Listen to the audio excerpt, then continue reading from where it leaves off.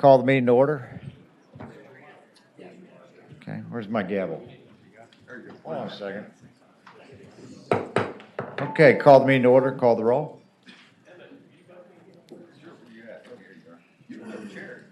Uh-oh.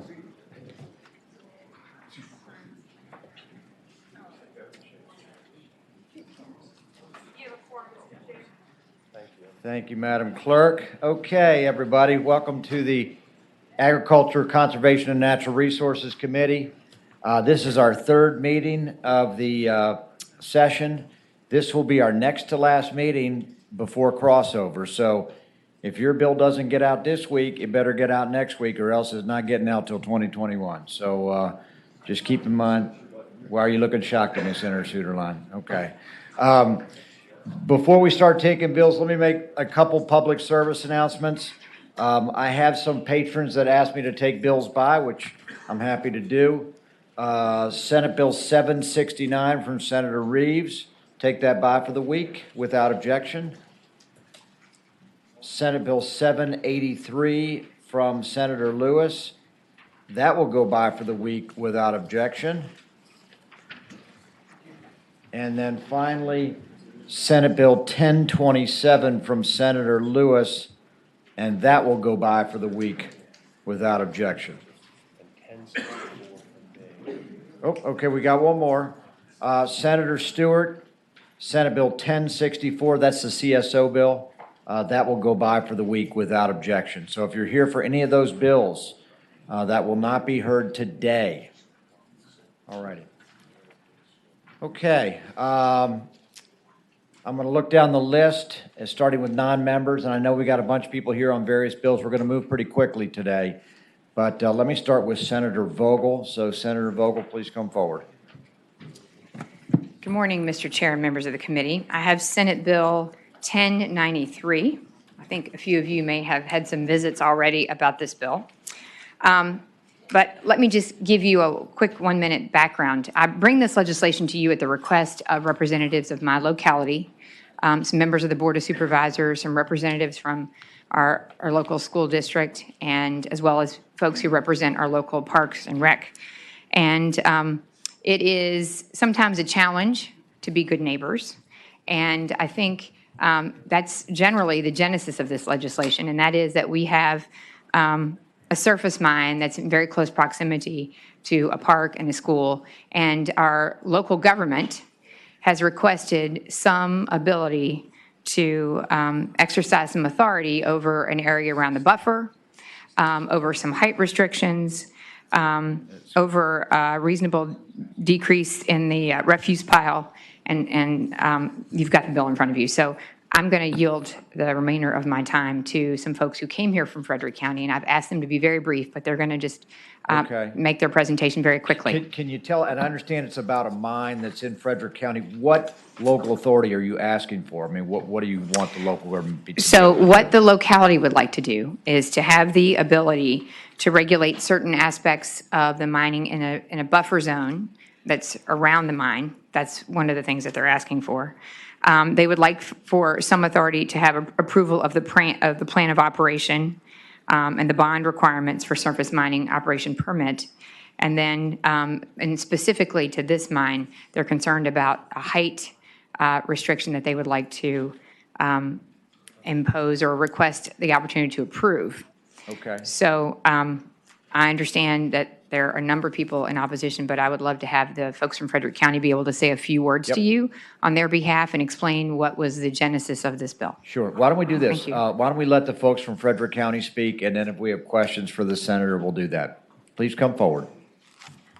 Thank you, sir. Thank you for the opportunity to speak. I'm Judith McCann Slaughter, and I serve on the Frederick County Board of Supervisors. This legislation was requested because of a situation that occurred at one of our local schools last September. Blasting at a quarry operation in Clearbrook resulted in rock fragments crossing over U.S. Route 11 north. Additionally, rock fragments fell onto Stonewall Elementary School. Also, homes that border the property of the mining operation found rock fragments on their roofs and in their yards. Fortunately, no one was injured. We believe what happened highlights the need for localities to be proactive to prevent situations like what occurred in our county from happening again, when we or some other locality might not be so lucky. The proposed legislation would require that DMME regulations dealing with surface mining take into consideration any risk associated with an adjacent property when explosives are used. Senate Bill 1093 would allow any locality to create a reasonable buffer zone around any blasting area of a surface mine when that mine is adjacent to or within reasonable distance of a school, park, or other public gathering place.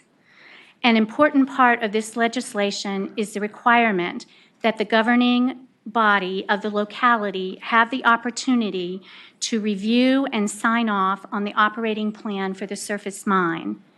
Currently, localities do not receive any formal notification of any reclamation plans or amendments to these plans.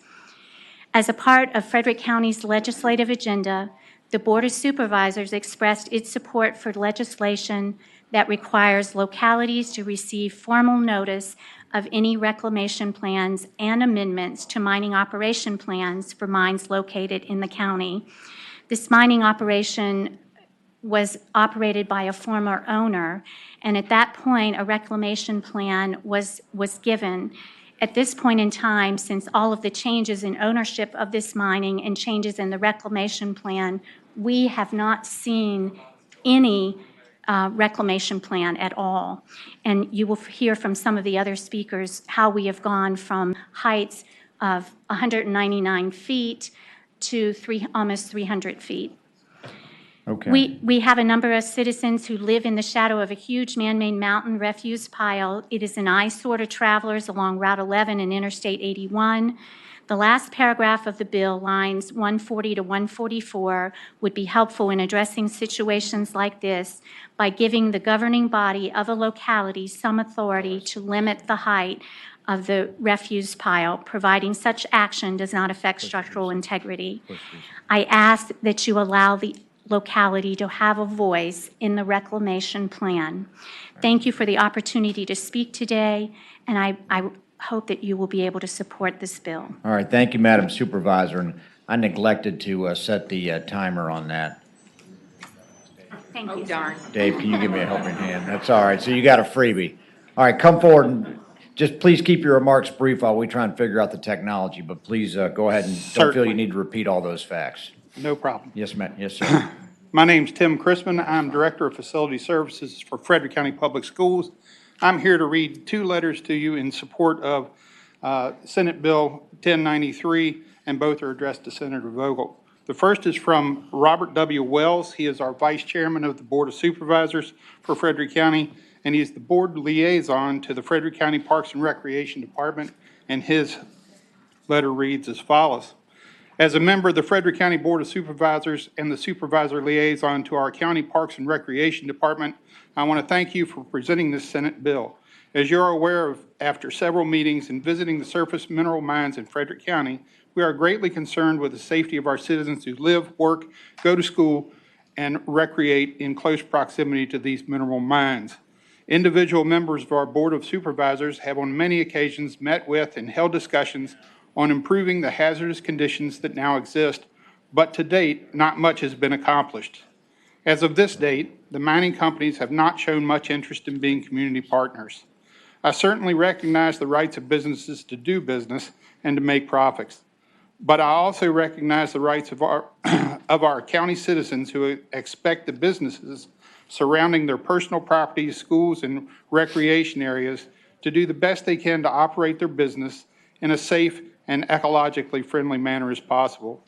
This bill would finally allow Frederick County and other counties in the Commonwealth who are experiencing similar problems to have some direct control over certain aspects that would help greatly in improving the safety of their citizens.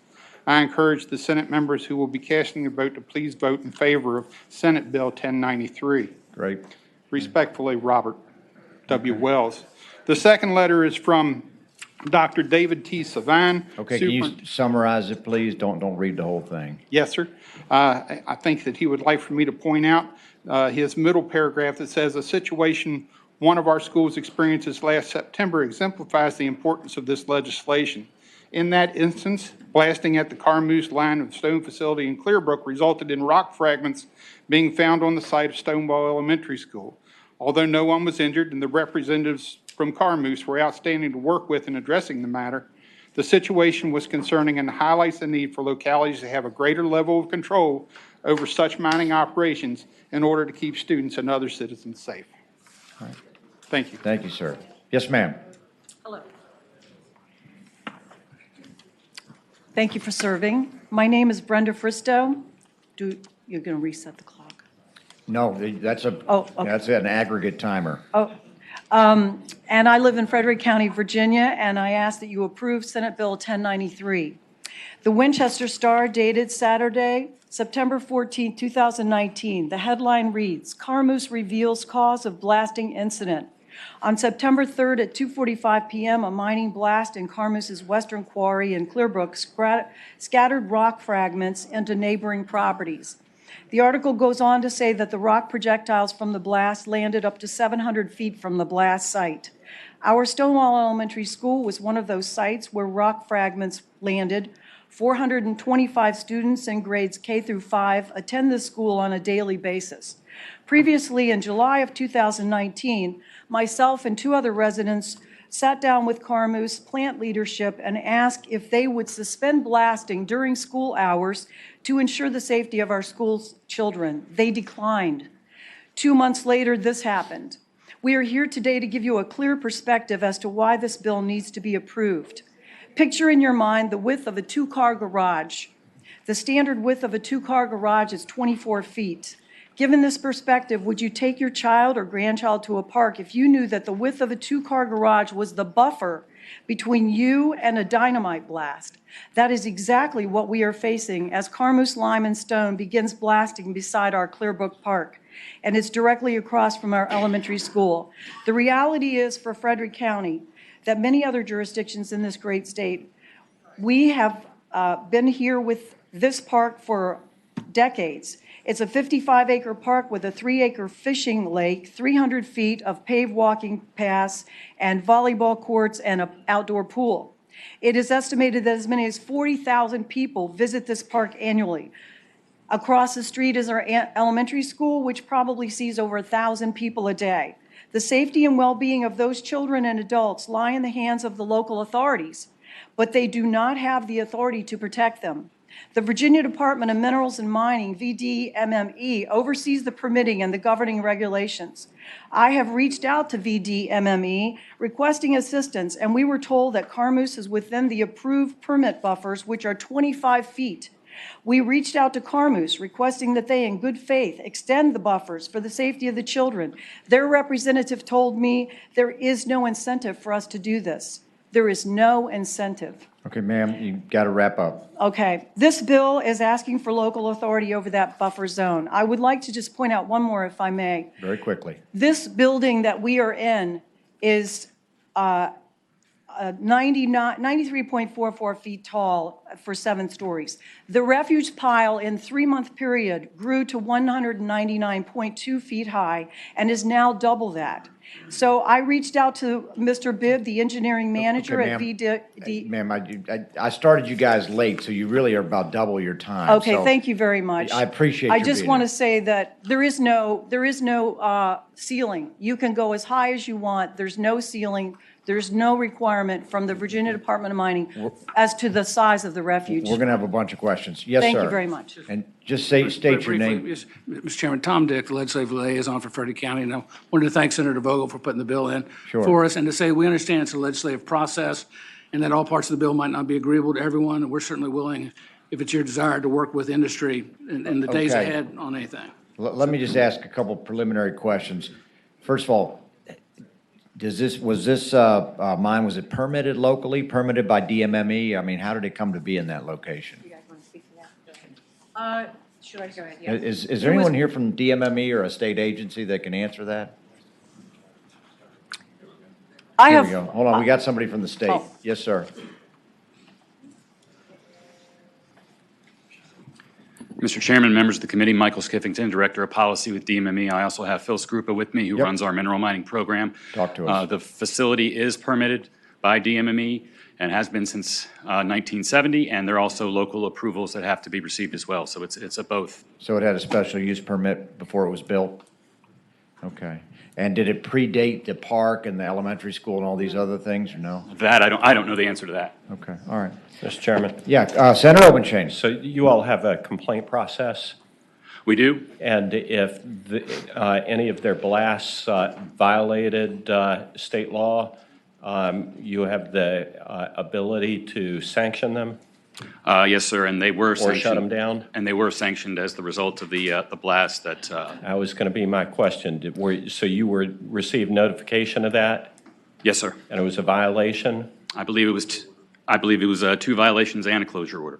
Okay. Okay. So do you feel that your process worked? I mean, even though it didn't prevent it, do you believe you're going to be able to prevent future violations? We feel the regulatory scheme that's in place is sufficient, and I'll also point out the current law allows localities to go beyond existing regulations if they feel that's what they need to do. And if there's another violation or further violations, do you have the ability to permanently close it? We do have that ability, obviously, it would depend on the nature. Yeah. Sure. Okay. Thank Okay. you. Mr. Chairman, Senator Lewis. you said they were sanctioned twice? My understanding is there were 2 notices of violation and a closure order as a result of that blasting So the incident. sanction is a closure order? That's one of the sanctions we have, yeah. What would you do for the two times they were sanctioned? What was the sanction? It was a blast to the blast. One of the sanctions was to the blaster and some of the things that were done on the ground in the field in that area. The closure order was to close blasting until we determined what caused the cause of the blast and then do corrective actions, whatever it took to remediate so it doesn't occur again. And as a process of doing that, there was a tentative plan. It was several weeks before the plan was even tentatively approved. And then the tentative approval, we monitored 8 shots over a 2-month period to look at the process on the ground to make sure compliance with the plan and other rules, regulations regarding blasting. And to this point, they've blasted it without an incident. Okay. But if they had a future incident, then it could be closure. There could be other actions taken to stop it. A question from the chair. Is there anything that precludes a neighbor from bringing a nuisance lawsuit or some type of injunction action? No, Okay. no, there's not. Obenshain, you take that case? Okay. Okay, I might, all right. Mr. Chairman, I have one. Hold on, we got a question, Senator Mason and What then ab- Senator What Favola. about the monstrous pile of trash? Any regulations addressing that? Not specifically on the height of the storage pile. There are safety and other, and, those are all determined by the plan that's submitted. That has been addressed. There is a new plan in place that they had to do as a process of this, and they're doing corrective action, which will take some time to complete it. Mr. Chairman? Senator Could Mason. you just quickly outline what the new plan says about the pile? Well, I don't know the whole plan. I have not read the plan, but the details of it, that it will change the whole structure of the pile and remove it, stabilize it, safety, other conditions to get the pile in a reasonable manner. Thank you, sir. Okay. All right, any other questions? Oh, Senator Favola, I'm sorry, go ahead. My question is, since we would be granting local government the authority to adopt an ordinance that will describe this reasonable zone or reasonable protection area, I guess that will be negotiated with all the stakeholders because there is a public process for this ordinance development at the local level. Yeah, Mr. Chairman, I would say I think that would be the normal public process that the locality would involve the community and others, and anyone involved, certainly the mining industry. Follow-up question? Yes, go ahead. So the ordinance would be prospective going forward? Would anything be grandfathered in? Or could you say once the adoption of the ordinance, everything would have to meet the requirements of the ordinance? Mr. Chairman, I think that it has to be for going forward on that. I think in our case, there's no there's no space to create a buffer where we are now. I mean, that's why we got, you know, when they're, if they're shutting down US 11 and because they got a blast across it, I mean, it's a real problem, and something needs to happen. You know, we're pretty desperate, and you've heard the comments here, so we appreciate your consideration. Okay. All right. Those are the folks, the supporters of the bill. Do we have any opponents of the bill? Okay. Kyle, come forward. Mr. Chairman, members of the committee, Kyle Shreve with the Virginia Agribusiness Council. We do oppose the bill as we represent quarries that supply agricultural lime and other materials. The problem that we have is on line 50, any locality could propose an ordinance creating a buffer zone in which it would limit any and all blasting. And we believe that the proper regulatory function of DMME is the proper place for it. If there is any wrongdoing on behalf of any one of my members or not, it should be applied for sanctions at the state level and not by locality. It's not as if you can pick up a mine and move it should it fall within a buffer zone. And in the case that a school is put there by a locality later on in a buffer zone through no fault or problem in any locality, that would cause a serious problem to the supply of agricultural lime. And therefore, we oppose the bill. Thank you. Thank you, Kyle.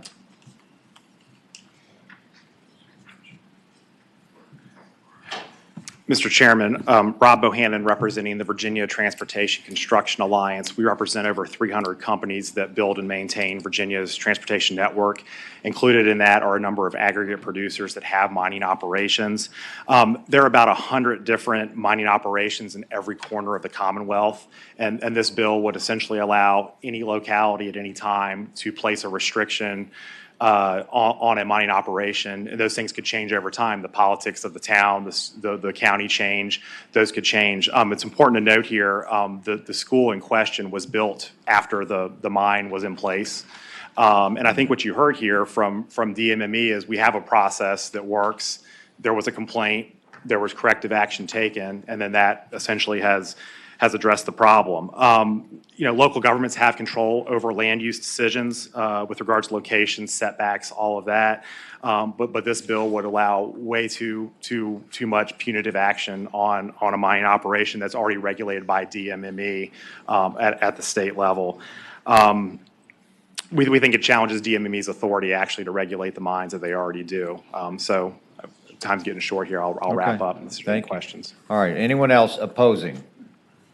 Chuck, is that you? Yeah. Okay. I'm sorry, I feel compelled to, people are whispering in my ear. They would Okay. like me to tell you that the school was built in the 40s, which was prior to the mine. Sorry. I'm hearing a 1997 back there. So, yeah, someone from Frederick County, tell us when Jackson School was built. I'm the director of facilities for the school division. That school was replaced. There was an original building from the 40s on site. It was replaced in 1997 with a new building. Okay, so you're both right. Okay. All right. All right, any questions for the patron? Any questions or comments from the panel? A question for General Counsel. Go ahead. Senator Favola. Do we have situations, which I can't think of one right off the bat, but where we have sort of considerable state authority, regulatory authority, but we also sort of share that with a local government? Is there sometimes in transportation, we have general state authority, but there's also, some local authority that also permits or governs usage, location. I'd like an answer to that.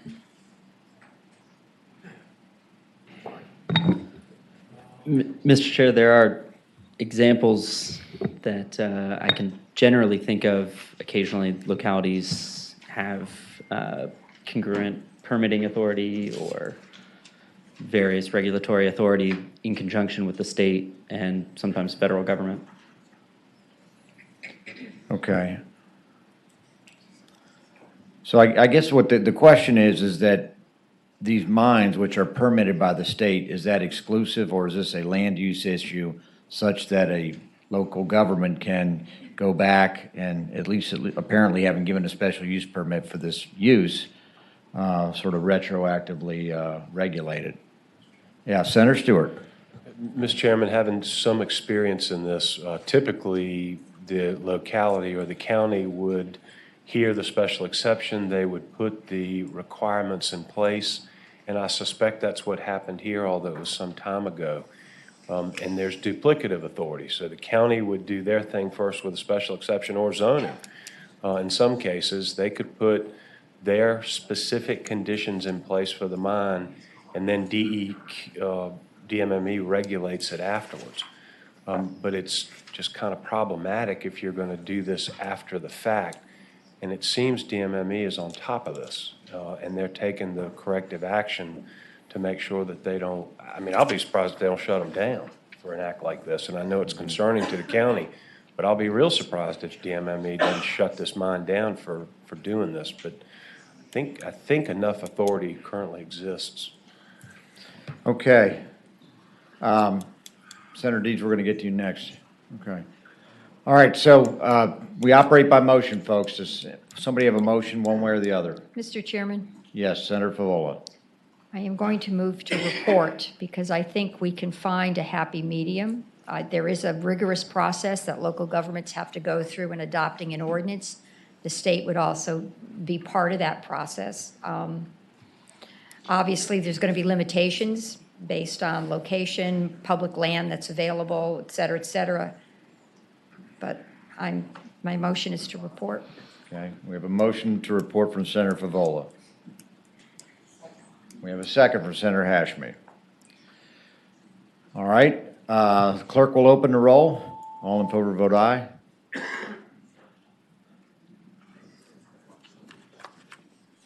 All right. Thank you, Mr. Chair and members of the committee. I do hope that one positive thing comes out of this and that this will be a catalyst for some rigorous discussion between the locality and an industry that I know wants to be a good neighbor. And I'm very hopeful that we might have some opportunities as we move forward to make some changes that would benefit the locality. Let me just say that you've got an obvious nuisance suit against this private business, and there's a private cause of action, and so I don't want the people to think that they absolutely have a remedy. Unfortunately, this is a statewide issue that we'd be forced to a statewide policy, so that's why we're not going to vote that, but there is absolutely a remedy there. Thank you very much, Senator. Thank you, Mr. Chair. Yep. Thank you for your time. Okay, Senator Deeds, you're chairing P&E, so why don't you step forward? I am, but He was chairing. I wonder, does Senator Morrissey leave a proxy with anybody? I don't have a proxy up here for Well, Morrison. I mean, because I've got Senate Bill 621. If he's not here, just take it by for a week. Okay, we'll take 621 by for the week without objection. No, okay. All right. Sounds like it. All right. Senator McDougal. Mr. Chairman, I have an excellent bill that I know my friends in Southwest Virginia will want to give equity to, but I certainly know that two of the members, Senator Stewart and Senator Lewis, that this bill will directly positively impact their areas. Mr. Chairman, it's 1053. Mr. Chairman, as you know, as you look at Virginia history, one of the things that is readily apparent is that the Northern Neck and Middle Peninsula were the original tobacco-producing regions of the Commonwealth. And the entire tobacco trade and process was started and refined in that region. Mr. Chairman, you also know as time progressed and litigation ensued, only a certain portion of the Commonwealth that benefited more recently in history from their production of tobacco benefited financially from the Tobacco Master Settlement. Mr. Chairman, this is the opportunity for this committee to ensure that all of Virginia that was a part of our tobacco heritage have the ability to access money for broadband communication. Mr. Chairman, this is a modest attempt to come to a resolution on this. Certainly, if I'm not successful this year, I might take less modest attempts in the future. Okay. So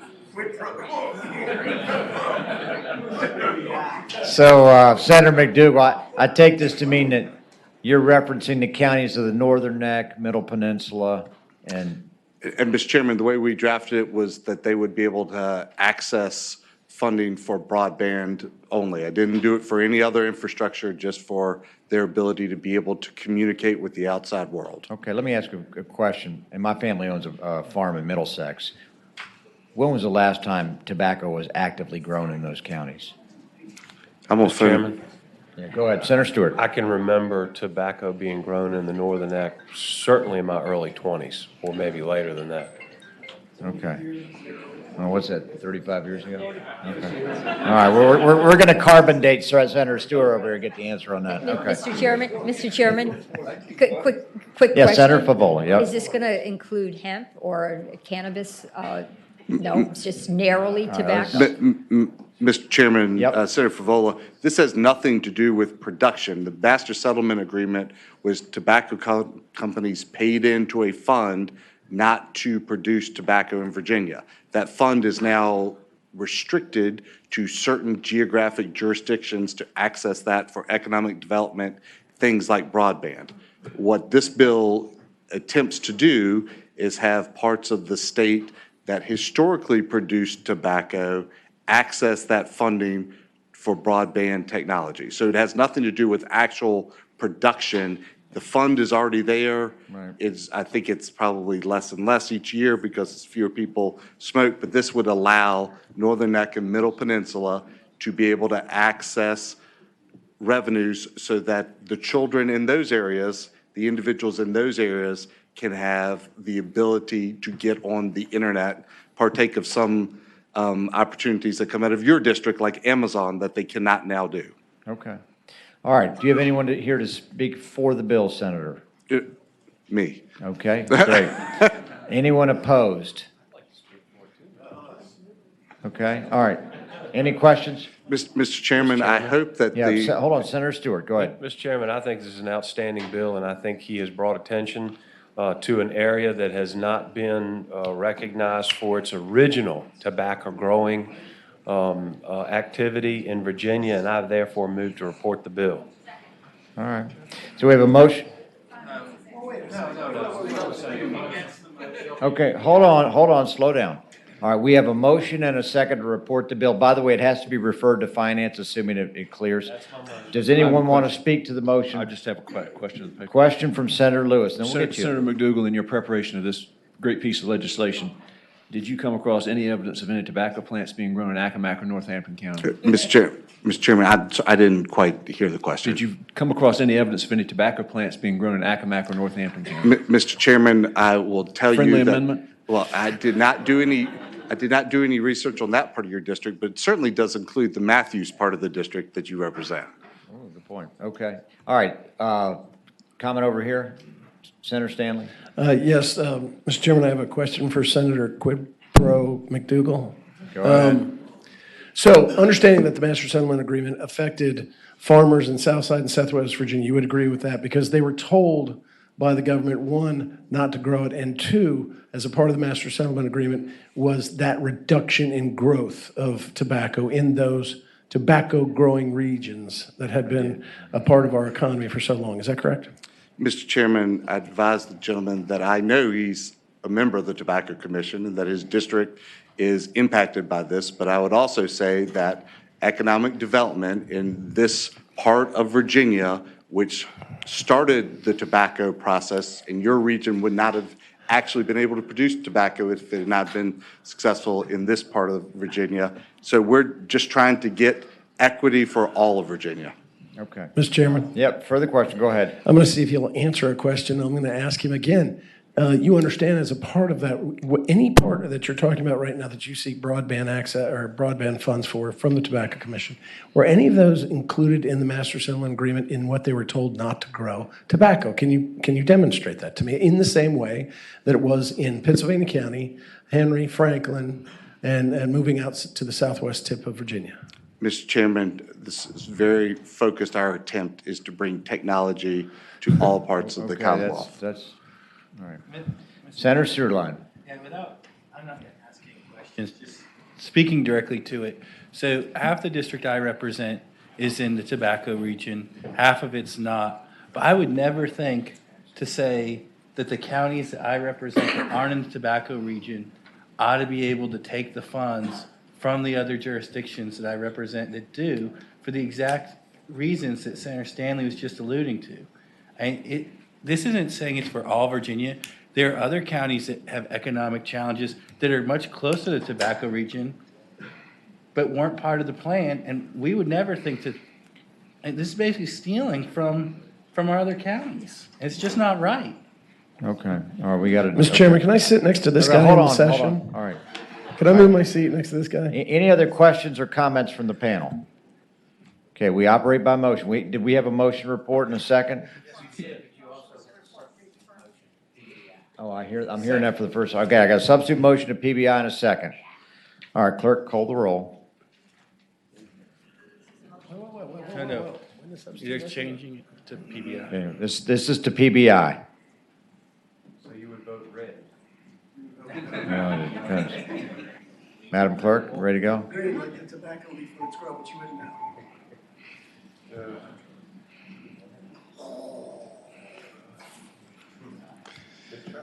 Yeah, you tried. Yeas, 9, nays, 3, abstentions, 2. Okay, the bill is PBI 9-3. Thank you, Mr. Chairman. I'll be back next year. Okay. All right, next we have Senator Locke.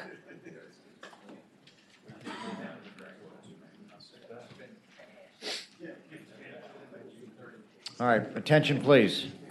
Thank you, Mr. Chairman, for allowing me to come before you. I have Senator Norman holding down a committee for me. Okay. So, I have Senate Bill 184. And there should be a substitute for this bill. Okay, do we have a substitute? Okay, I have a motion, a second to move the substitute. All in favor, say aye. Aye. Okay, the substitute is adopted. Okay, I'm bringing this bill on behalf of the city of Hampton, which is a part of their legislative packet. Is requesting a tree conservation ordinance, which is under section 15.2-2223.3, which has adopted strategies to combat projected relative sea level rise and recurrent flooding, designated trees. It adds flood mitigation tree as defined in the bill to the types of tree that a locality with tree conservation ordinance is authorized to designate for preservation.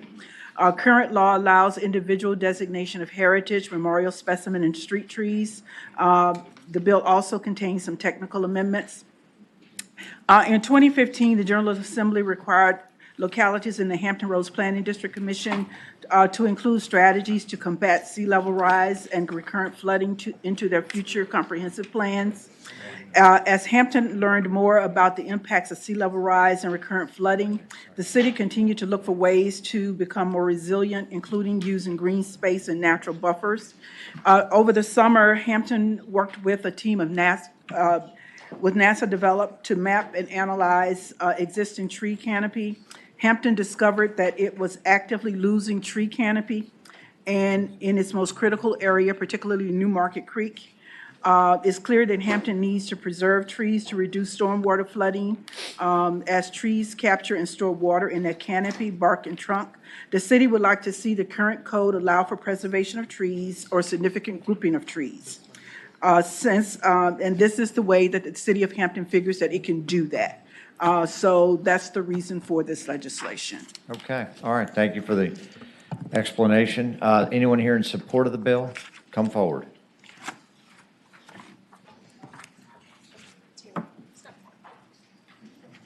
Thank you, Mr. Chairman. Thank you. Yeah, use the Senator microphone, please. Thank you. I'm Terry O'Neill. I'm the Director of Community Development for the City of Hampton. And Senator Locke has done a good job of covering many of the major points of this, so I will simply add, I think it's well researched and documented that mature trees help in the storage and slowing down of water as it entered into drainage systems.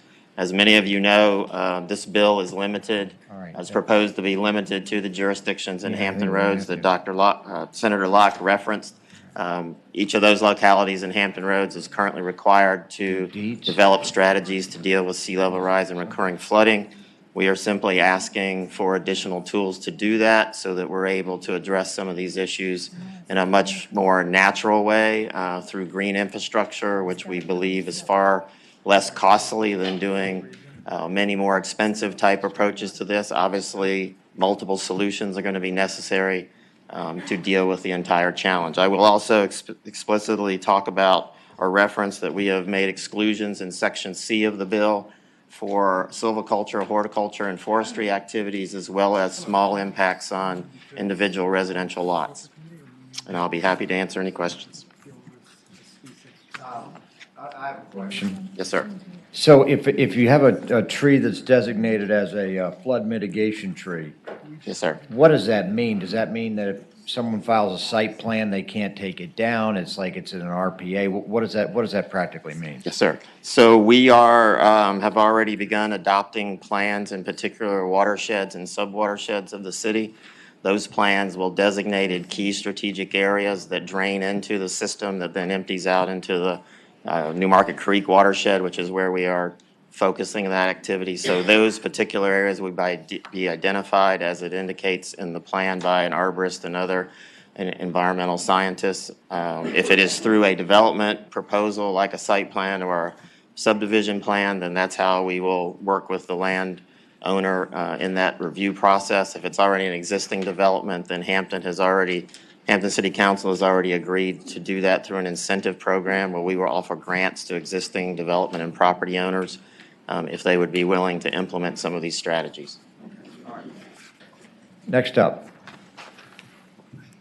Good afternoon, everyone. My name is Bonnie Brown. I'm a Deputy City Attorney for the City of Hampton. I just wanted to amplify one point, which was that this bill is really intended to give us a tool to effectively do what was required by all localities in 2015 through the bill that Senator Locke mentioned, which was 15.22223.3, which required us to actually adopt strategies to deal with resiliency and recurrent flooding. And this is one of those tools to implement those strategies.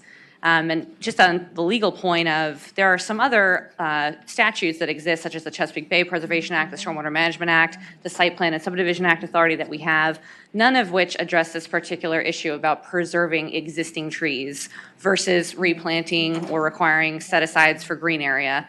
So this statute is the one that most strategically and narrowly allows us to do that. Okay, great. All right, next. A question from Senator Stewart. Thank you. Ma'am. Madam Question. City Attorney. There you go, right here. Yes. Right here. Oh, sorry, yes. I'm sorry, since you're the city attorney, I just had a couple of questions.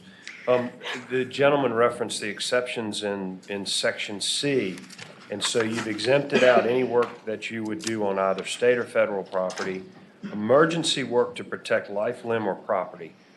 Who decides what emergency work to protect life, limb, or property is? How would that be interpreted? Well, I would start by saying that's actually existing language under current law, and we're not proposing amending that. And I would interpret this statute to state that localities, through adoption of their ordinance, can regulate trees, and so that would be spelled out in some way as an exception, the emergency work, but it effectively would be interpreted through our code official. If there was work going on or work proposed, the development process that Mr. O'Neill mentioned, we could look at that and decide whether the city would be looking at to determine whether emergency work was occurring, yes, Really, that's the my locality. question. So if you've got a tree that's about to fall on your home, it's dying, do you have to go to the city and get permission to cut it down if it's a designated tree? So we actually have a process already for that. If you're in a Chesapeake Bay preservation area, the state regulations require us to preserve trees in those areas. And there is a process by which you contact the zoning department and you say there's a tree that's about to fall down. We had a big storm and we grant the permit under that basis already. So I would imagine that we would adopt a very similar process for these trees outside of the Chesapeake Bay preservation areas. So, Mr. Chairman. Yes, Senator Stewart. And so just to take this a little bit farther, if that tree was in my yard and I didn't like it, you could tell me I couldn't cut it down, is that correct? If I just didn't like the tree and didn't want it in my yard anymore, the city could say, no, you can't cut that tree down. I would point to the part in the code, also subsection C, that discusses home gardening and landscaping of individual homes as an exception. Right. So it is not our intent to go to individual homeowners and say, you don't like that tree, but we do, you can't cut it down. It's more about larger groupings of trees and other trees on vacant property that's not developed. Yes, Mr. Chairman, Senator but Stewart. I'm just reading it, and I appreciate that Hampton wouldn't construe that so narrowly, but this is statewide. It's not just Hampton. And if I read the bill, it says activities with minor effects on trees, including home gardening, et cetera. So I read that to mean you could prune the tree if you wanted to, but if the city said this is that designated tree, I couldn't cut it down, even if I didn't like it in my yard. Am I misunderstanding that? That is the current language under the existing statute that we're, again, not proposing to amend. I But understand, I but would say, you're adding trees to this statute. The That is- statute had to do with other things, and now you're adding trees to it. So this is the language we're stuck with. that is Trees. true, but the statute does also require us to provide notice and an opportunity for a hearing to each individual property owner if there are trees on their property that the city has determined are essential flood mitigation trees and should be protected. So there would be a conversation and a due process procedure in place prior to those trees being designated that way. Mr. Chairman, one final Yep, question. Senator Stewart. And does this apply to agricultural land, or is it just residential land? So there is an exception as well for the commercial, silvicultural, or horticultural activities, including planting, managing, or harvesting forest or tree crops, and that's existing. What about small grains, if they wanted to clean up a hedgerow or something in a field, and it had one of these trees in it? Are they allowed to do that in an agriculturally zoned area? I would interpret that if it were agricultural, anything in that exception, based upon current language in the code, it would be an exemption from our ability to protect those trees. And again, if there was a tree or a grouping of trees on that property, non-agricultural, we would have that conversation with the property owner prior to any, protection going into place. There would be a due Okay. process. Thank you. And it's only Hampton Roads localities All right. and not the entire state. Senator Mason. So, Mr. Chair, I have a couple questions. So the code section you cited is for comprehensive plans to incorporate strategies. So per the line of Senator Stewart's question, you plan to go out and deem existing areas and existing groves of trees to be new flood mitigation trees, or are you trying to define this to include in future comprehensive plans? We are going to, through our required updates to our comprehensive plan, identify certain areas, watersheds and other drainage systems where there are trees that are critical to preserve in the comprehensive plan process, which involves the Planning Commission and public hearing and the City Council and public hearing. And then from there would adopt an ordinance to implement that preservation of those trees identified in those areas in the comprehensive plan. Okay. But they would be pre-identified through policy. A little above. Yes. Mr. Chairman? All right, Senator Mason, we got to move through this, gang. We got a long docket today. Sorry, but, Senator Lewis done a ton of work on living shorelines. Have you looked at it in the broader overall picture rather than drilling into calling something a flood mitigation tree? Yes, and I think I would defer to the Director of Community Development for that. Yes, Senator Mason, we have actually prepared an entire holistic water management plan for the New Market Creek Basin. This is just one tool in a broad scope of tools that we hope to apply and that our city council has adopted, and we are in the process of funding those improvements, at least the first phase of them. Okay. So I would also add, and I know you got to move on, during that process of adopting that specific geographic plan, we do hold community meetings, public hearings, and it goes through all of that process through adoption so that people are notified, they know we're doing this. We met with over 200 people in the affected areas of the current plan we're working on to develop these strategies. So we are doing our best to get out there and tell people what we're doing and ask them for their opinion. Okay, all right. Who else is in favor of the bill?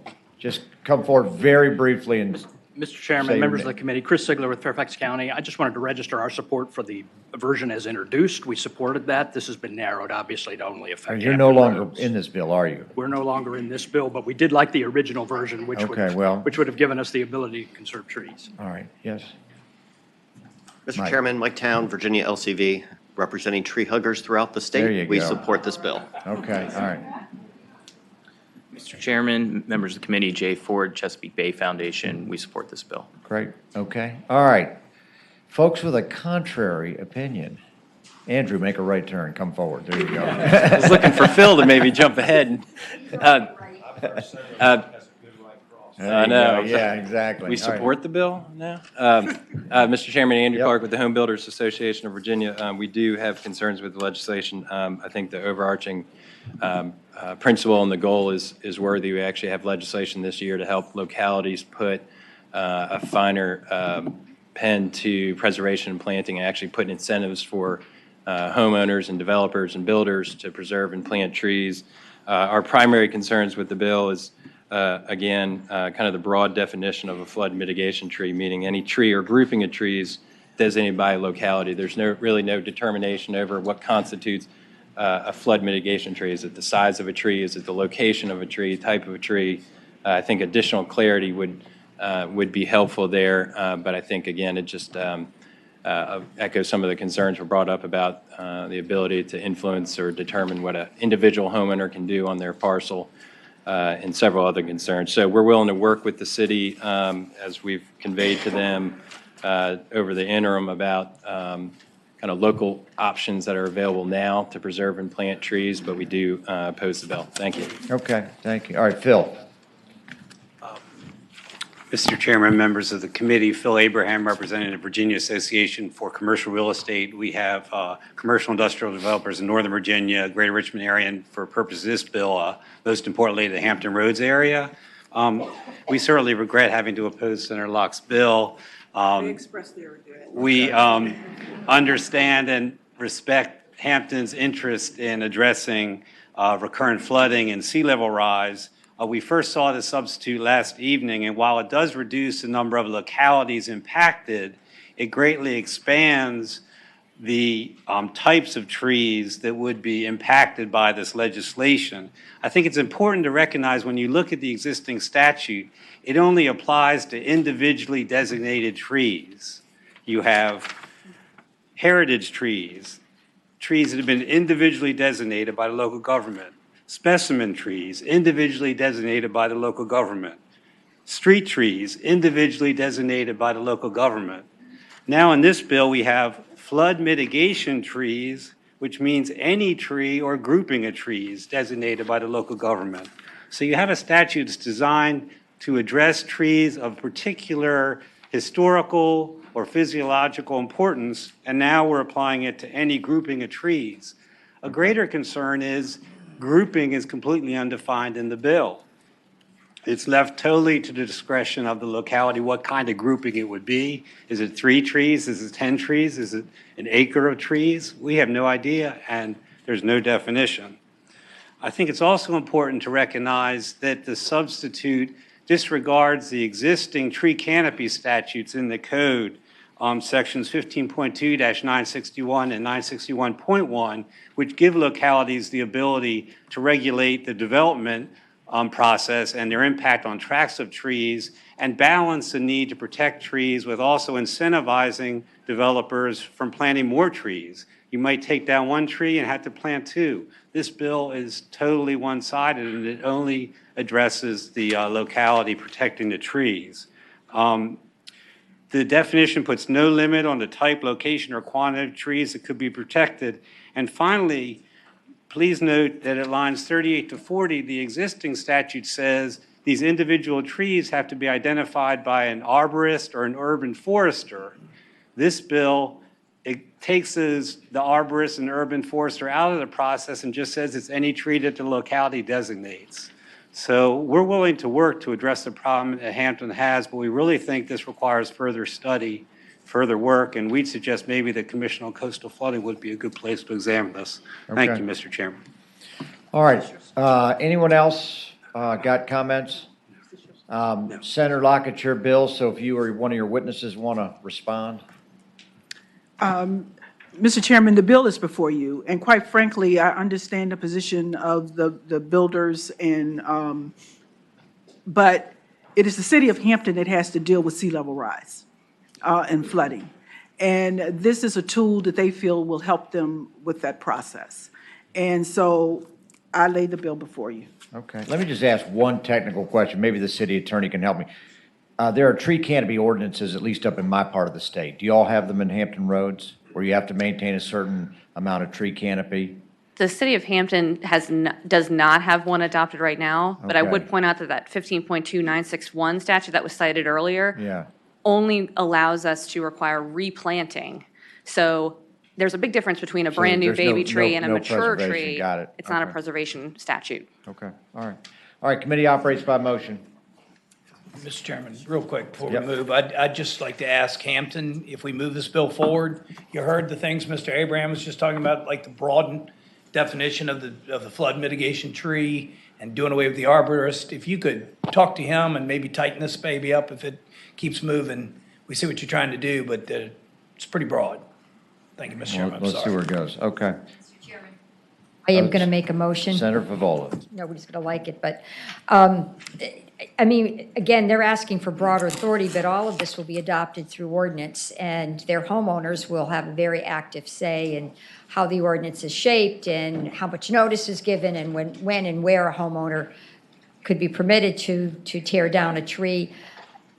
I like the idea. I think it could be improved. The wording is a little troublesome on lines 27 and 28, but I'm going to trust that maybe we can keep working on it and perhaps even amend it on the floor. So I'm going to move that we report the bill. All right, do I have a second? I have a second from Senator Hashmi. Okay, I have a motion and a second to report the bill. Clerk will open the roll.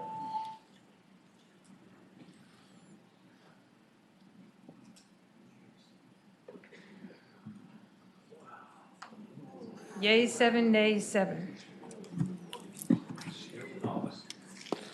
Okay, that seems to be a theme this year. Okay. I guess that just holds it in the breast of the committee until our next meeting, Senator Locke. All right. You're going to have to work on some of these people. I'm going to go choke Joe. Okay. All right, there we go. Okay, next I have Senator Reeves. Thank you, Mr. Chairman. We're going to take up Senate Bill 509. Senate Bill 501. 509, Mr. Senate Bill 509. Mr. Chairman, this is a bill, a by request bill from some duck hunters in my area who are avid hunters, and it's trying to clean up some of the challenges we've had with duck blinds in state waterways with regard to locality and who has control, and try to bring a little bit of safer distance between duck blinds and occupied dwellings. What it does is provides waterfront homeowners and businesses east of I-95 an additional 50 yards of distance between them and duck hunters, where most local and county distances are 100 yards. Title 29.1 of the Code of Virginia defines the state as jurisdiction in the act of waterfowl hunting in the state of Virginia. And what we've seen, and we just passed a bill, I think it was out of this committee or maybe another committee, that would make an exception for Fairfax County on a few very defined streams, some highly populated areas up in the northern part of the Potomac. But it would just state that this just clearly states that the state owns the public waterways of Virginia. The jurisdictions of the county and the municipalities ends at the mean low water. So what this does is, that's what the bill does, Mr. Chairman. Okay. Did we already pass Surabell's bill a couple weeks ago? We did. Okay, how are we going to marry this up with that bill? I don't think it has anything to do with that. That's separate and apart. I mean, it could potentially, his bill could set up a Christmas tree bill, but this is really a clarification bill because there's been a lot of encroachment and movement, and I think this does two things, Mr. Chairman. One, it sets up a better distance, and two, it actually allows our Department of Game and Inland Fisheries a little more jurisdiction over that. Okay, all right. All right, do you have any witnesses, Senator Reeves? I don't. They're not here today. They couldn't Okay. make it down. They're in the blind. Okay, go ahead, Senator. I hate to talk so much, but this one affects the part of the world that I represent, that Senator McDougal represents, that Senator Normant represents, that Senator Mason represents, and I'm not sure Senator Reeves has all the facts. And so the situation that I certainly have, and I'm aware Senator McDougal has, and I'm certainly aware that Senator Mason has, is you have small subdivisions on the water. And localities have enacted ordinances for no shooting because you're shooting at people's homes. And it has prevented conflict. And this would take away that authority, and that concerns me, and it gives me a great deal of angst in the part of the world that I represent, and I think the senator from Williamsburg and the senator from Hanover and perhaps even So, why don't you make this west of 95 where you represent and let us represent the area we represent? Mr. Chairman, can I Senator comment? Reeves. Mr. Chairman, I would tell you, I'd be happy to do that as well, but I would tell the senator, this is a difference between whether or not you want to change the state law. The state law currently exists that the state has ownership of those waters at the mean low water edge. And so we're not asking anything that's not already code. That's already in the code. What we have is localities laying their own ordinances over that, and it's causing a conflict. And this clearly lines out that delineation, and that's what the bill does. It has nothing to do with what Senator Stewart's talking about in the sense of, I understand that. And if there are clusters of those kind of homes on some of those creeks, and I know where Senator Stewart's talking about, you're not going to be able to put a duck blind in there because it's going to be within 150 yards. You're not going to be able to stake a duck blind because it's going to be 150 yards within a dwelling. Mr. Chairman.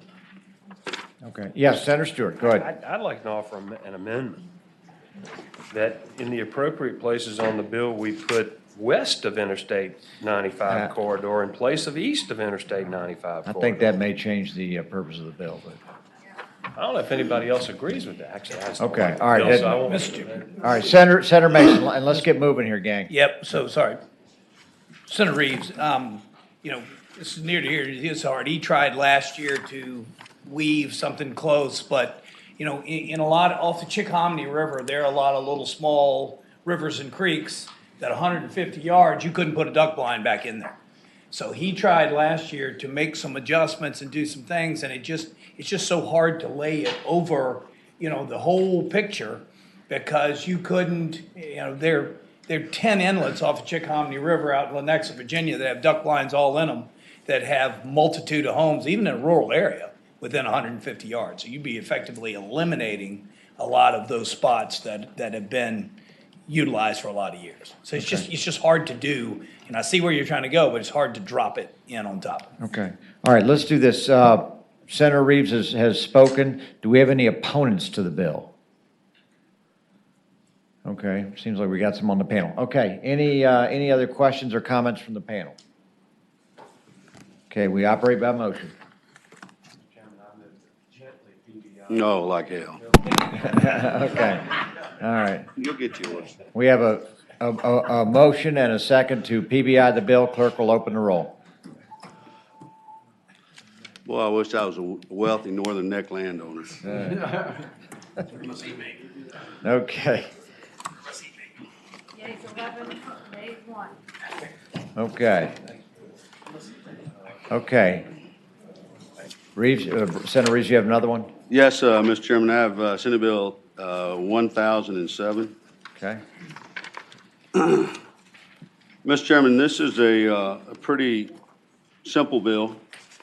I'm bringing this bill because I, along with a lot of other commercial landowners, have to put together a bill or a bond that goes into perpetuity for our stormwater management ponds.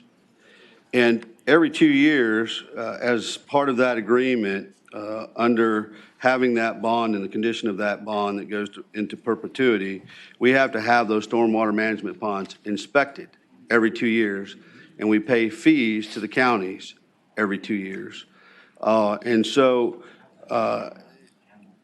all I'm asking to do is extend that inspection to every 5 years. I don't care if DEQ and the localities want to charge the fees that they charge every year, but the inspection is rather redundant and not really needed. We're still there to have the bond that's there in perpetuity to cover in case there's some kind of failure of the stormwater management ponds themselves. And really, I'll be quite honest, Mr. Chairman, this is just a way for localities to continue to get fees and paperwork. So you have two choices when you go to get your stormwater management pond inspected. Right. You can get an engineering firm, of which you've got to pay a pretty hefty fee unless you have them on retainer, or you can have the county do it. And some landowners that aren't true developers and have these folks, they just have the county do it. Right. And part of the challenge there is they have an arbitrary system to which they recommend certain things in certain ponds. And Mr. Chairman, I would tell you, myself, as well as a mutual acquaintance that Senator Stewart and I have, are constantly having to do certain things that aren't even in the code. So what I'd like to do, Mr. Chairman, is stretch this thing out, give us 5 years. I'll pay the local fees, but there's no need for reinspection every 2 years. Okay, all right. I think Senator Reeves has explained the bill. Any questions? Okay, do you have any witnesses? Just myself. Okay, fair enough. All right, any other folks want to speak on the bill? For or against? Yes, DEQ in the House. Dr. Paler. He's trying to hide. There he is.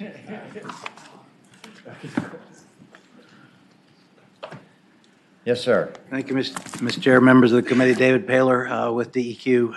The governor has a strong opposed position on the bill, and I guess we would basically respectfully disagree about the value. Stormwater retention basins are, their good operation is key to the bay cleanup, and that routine, those annual inspections identify routine maintenance things that are needed to make sure that they're operating every 5 years would be too long in our view. Okay, all right. All right, any questions for Mr. Paler? Okay, bill is before us. I think it's pretty simple. Mr. Chairman, I'm going to move that we PBI the bill. Okay, we have a motion to PBI the bill.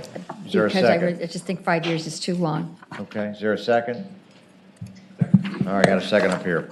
All right. Roll is open. This is the PBI. Yay, 7, nay, 7. No, but Bryce. I know it's still in, I'm still in the committee. We'll see you next week. Thank you. Okay, all right, well. What's he missing? Okay, all right, we'll just hold that one in the rest of the committee. Okay. That's like, move to reconsider. Okay, no, I'm kidding. All right.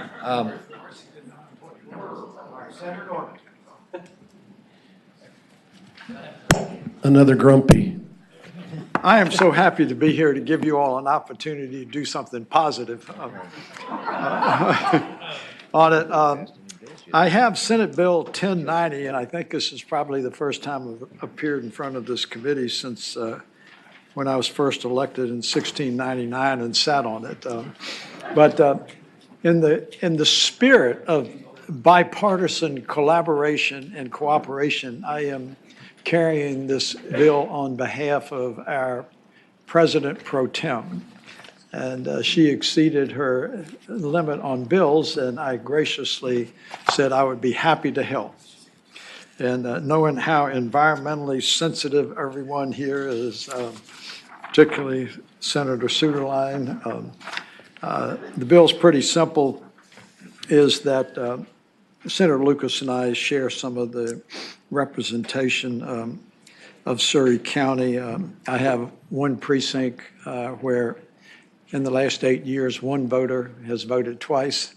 And so I called him up and asked him to vote for me. It could be the first time I ever carried a precinct unanimously, and he graciously did. But it's Surrey County, and basically what it is seeking to do is to have a portion of the Grays Creeks designated as a scenic river designation, and I'm certain you all know all of the nuances on it. It's approximately a 6-mile section of the creek.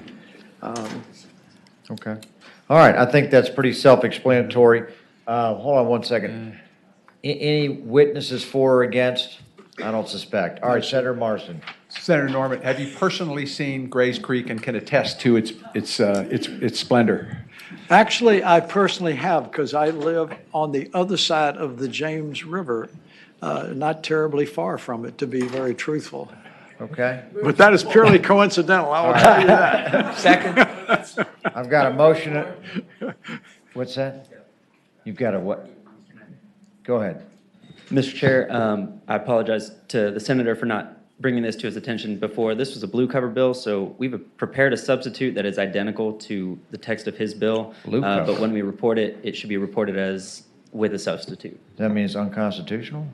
No, that, Mr. Chair, that's a great cover. Oh, all right. I've only been here 20 years, so, okay.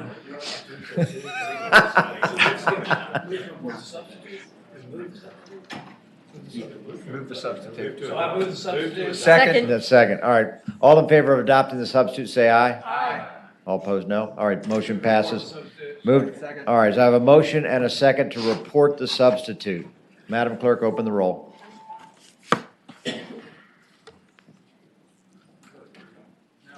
I am so very proud of Yeas, you all. 12, nays, Thank you, 0. and I promise not to come back this All right. year. That's the one Has a bill we're going to let draft out. Okay. All right, Senator McPike, I don't see Surville, so McPike. Yeah. Thank you, Mr. Chairman. Senate Bill 742, I believe, was heard in subcommittee as well, and I have a favorable recommendation. We do have a Okay. I guess, line amendments. Everybody listen up. Which subcommittee was it in? Dogs and cats? Yes, 742. All right, here's what we need to do. We haven't yet gotten to subcommittees, so why don't we, if we could get a report, this is probably the correct time from the subcommittee chair for domestic animals. Is that you, Mark? That would be me. All right, let's hear it.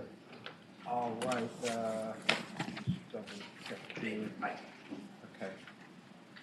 Okay. Thank you, Mr. Chairman. We have three bills. The first, Senator Stanley's, Senate Bill 311, prohibits any person from breeding a dog or cat for the express purpose of producing offspring for participation in medical research or experimentation or for the sale to a manufacturer or contract testing facility to conduct research using an animal test method. It passed out of the subcommittee 3-0, and I would move its passage. Hold on. Oh, excuse me.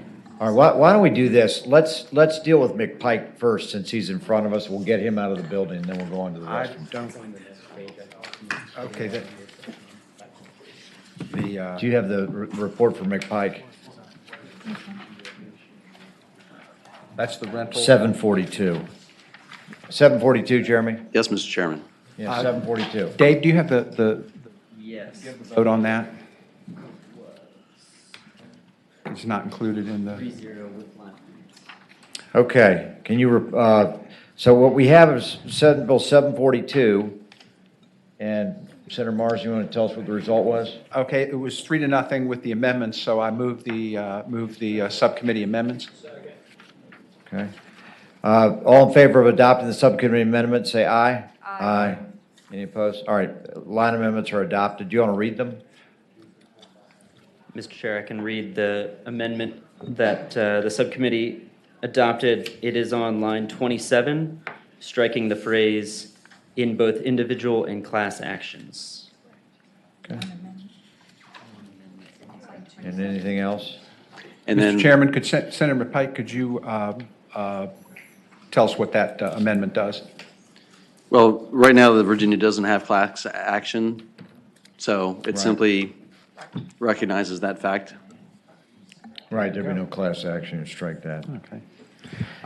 And there are two other line amendments subsequent to the adoption of the committee's amendment, which I think was just done, so. Mr. Chair, the subcommittee did not contemplate these two line amendments, but I'll read them out. Line 16, after the word vest, strike the word no and insert the phrase less than full. So it would read, in such Okay. a manner as to vest less than full equity. Okay, And on line 18, after the word transfer, insert the phrase or sale. So, Okay. Mr. Chairman, that covers the follow-up comments for those who are in support. In subcommittee, they came back with a couple suggested changes to the language. Those are now represented in the line amendments before the committee. okay, can I get a motion to adopt those?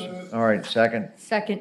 All right, so those line amendments are before us. All in favor, say aye. Aye. Any opposed? All right, those line amendments are adopted. So we now have the bill before us, and Senator Mars, do you want to briefly explain? Yes, this prohibits the rental or lease of a dog or cat to a consumer, including by a purported sale of the animal in a manner that vests no equity in the consumer at the time of the purported sale. The bill prohibits the sale of a dog or a cat in which the animal is subject to repossession upon default of the agreement, and prohibits any financial institution from offering a loan for which the animal is subject to repossession upon default of the loan. I think the committee certainly felt that it is an inappropriate practice to lease animals, and I would so move that we report Senate Bill 742. It was a 3-0 vote in the subcommittee. As amended, now second that. Okay.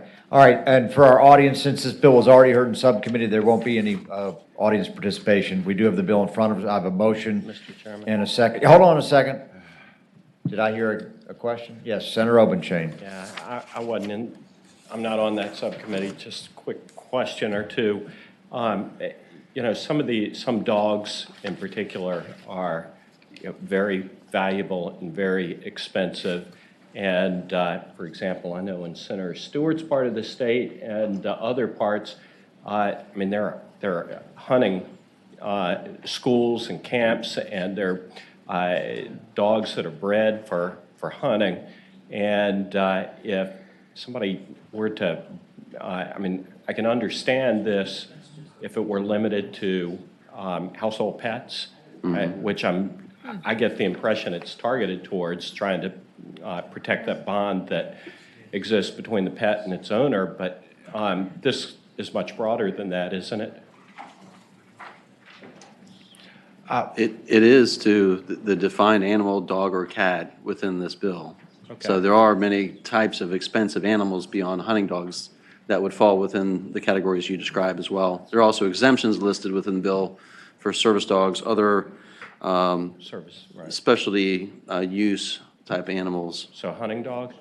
A hunting dog is not, the specialty use? unless it's involved in field trial rodeo or other media events, no. How about hunting? So It is not in the exclusions of line 34 through 42. okay. Okay. Does that answer your questions? Yep. All right, the bill's in front of us. I have a motion and a second to report. Open the roll, please. It is. It's open. All right. Everybody cast your vote? How are we doing there? We got some Yeas, drops. 9, nays, 3. Okay. Thank you, Mr. Chairman. All right, the bill reports 9-3. All right. Senator Mars, did you have other bills that you all want to recommend to the full committee? Yes, Mr. Chairman, we do. We rolled a Senate Bill 311, Senator Stanley's bill, into 669, Senator Boysko's bill, and I would so move, and then I'll describe the bill. Okay, so we're rolling Senate Bill 311 into 669, Stanley into Boysko.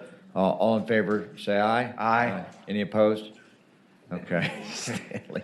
All right, describe for us what 669 All now right, this does. prohibits any person from breeding a dog or cat for the express purpose of producing offspring for use in research, experimentation, or testing that is not required pursuant to federal law or regulation, or sale to a manufacturer, institution of higher learning, or contract testing facility outside the United States. Senator Stanley and Senator Boysko worked diligently together on this bill to come up with the final version. I believe there is a substitute that. Okay, I'm gonna stop. I got a procedural issue. In order to incorporate 311 into 669, we need a recorded vote. So, Madam Clerk, if you could please open the roll, and this is to roll it in, please vote aye.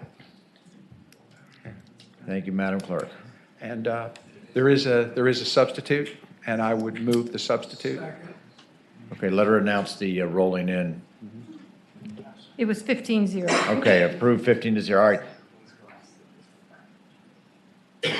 Ugh. Okay.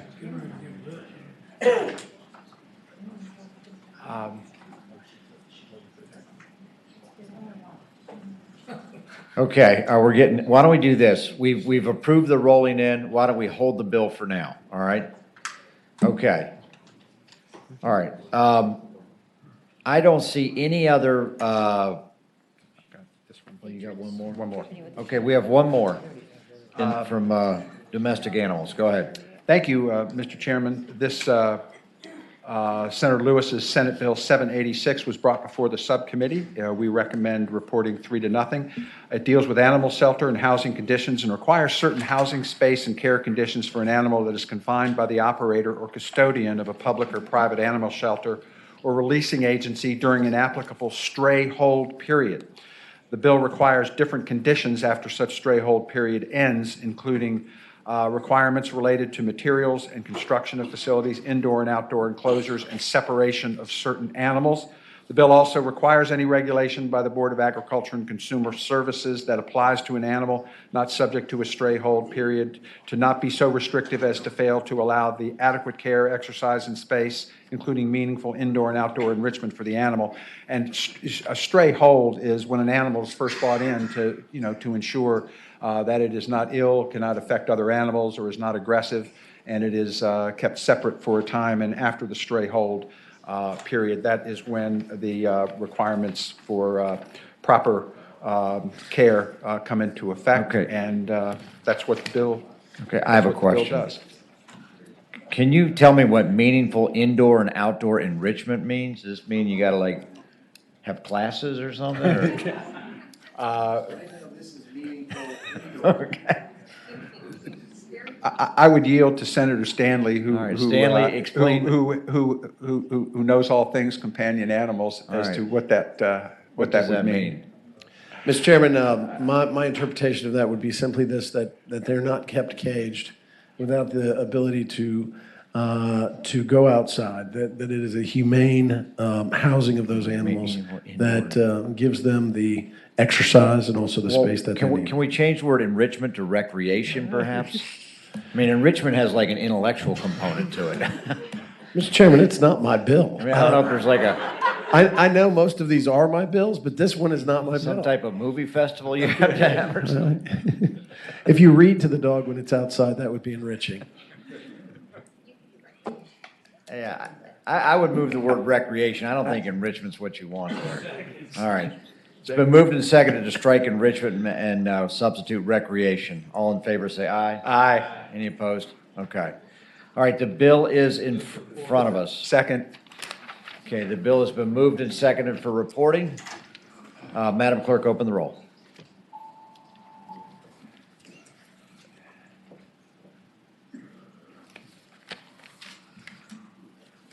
Yeas 15, nays 0. Okay, 15-0, the bill reports. Thank you, Senator Marsden. We will hold on that animal testing bill, so if you're here for that, again, we won't take any more testimony on it, but if Senator Voisko appears, we can take it up. All right, what I want to do next is I don't see any non-committee members waiting, so I want to get Senator Hashmi's bill because I know she's got a lot of visitors here today. So Senator Hashmi, why don't you tell us what you want to do?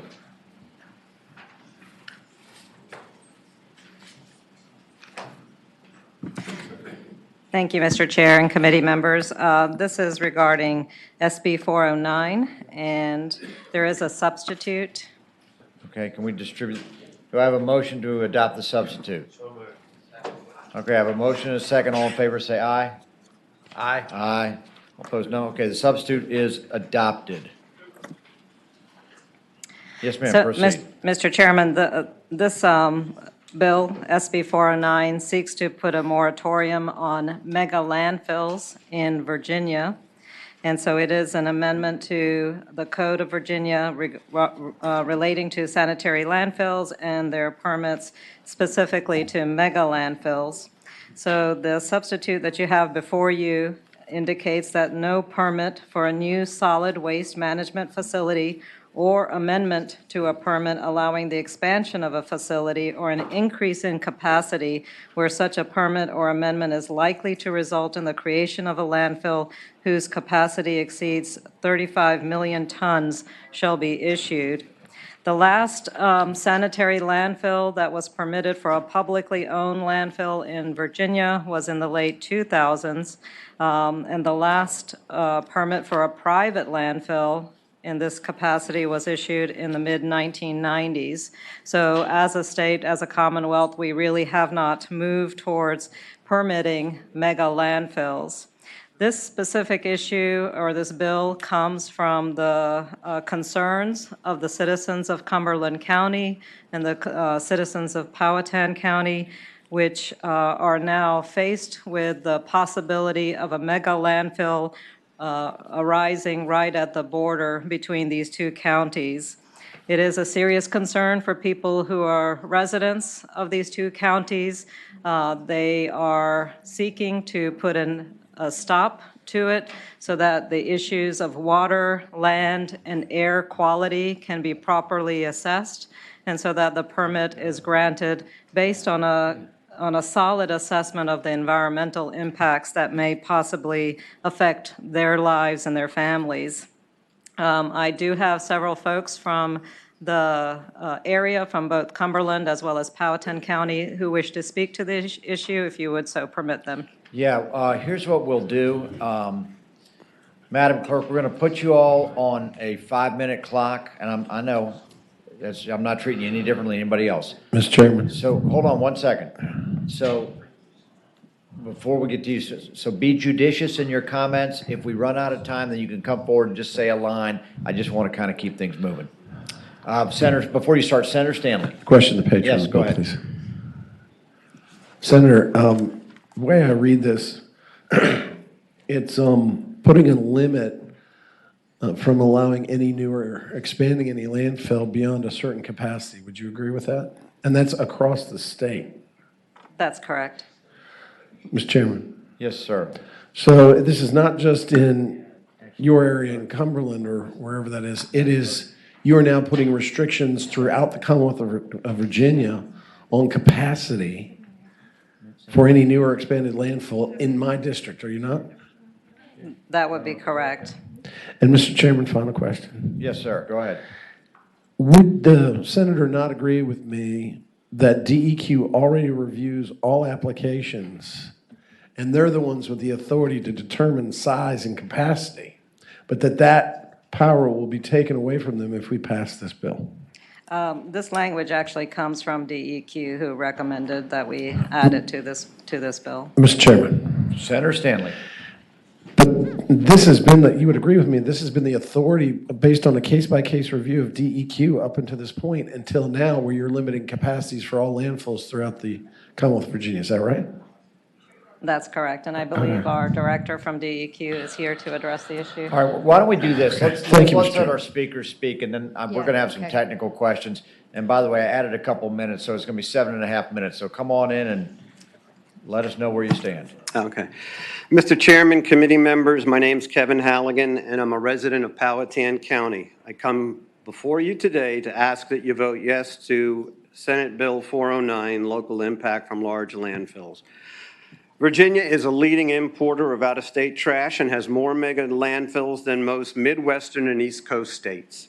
Why is Virginia a magnet for private solid waste management corporations? It is because while other states are enacting laws, policies, and regulations to divert their waste from landfills and develop socially responsible and environmentally sustainable methods of waste management, Virginia's regulations make it easy for private corporations to develop landfills within our borders. Virginia state officials and agency heads did not initiate and conduct a comprehensive assessment of Virginia's solid waste management needs. And they did not determine that we needed more mega landfills. They did not solicit bids or meet individual companies to discuss the impacts, options, or plans. Because of a lack of comprehensive statewide solid waste management policy and weak laws and regulations, private companies see Virginia as an easy target.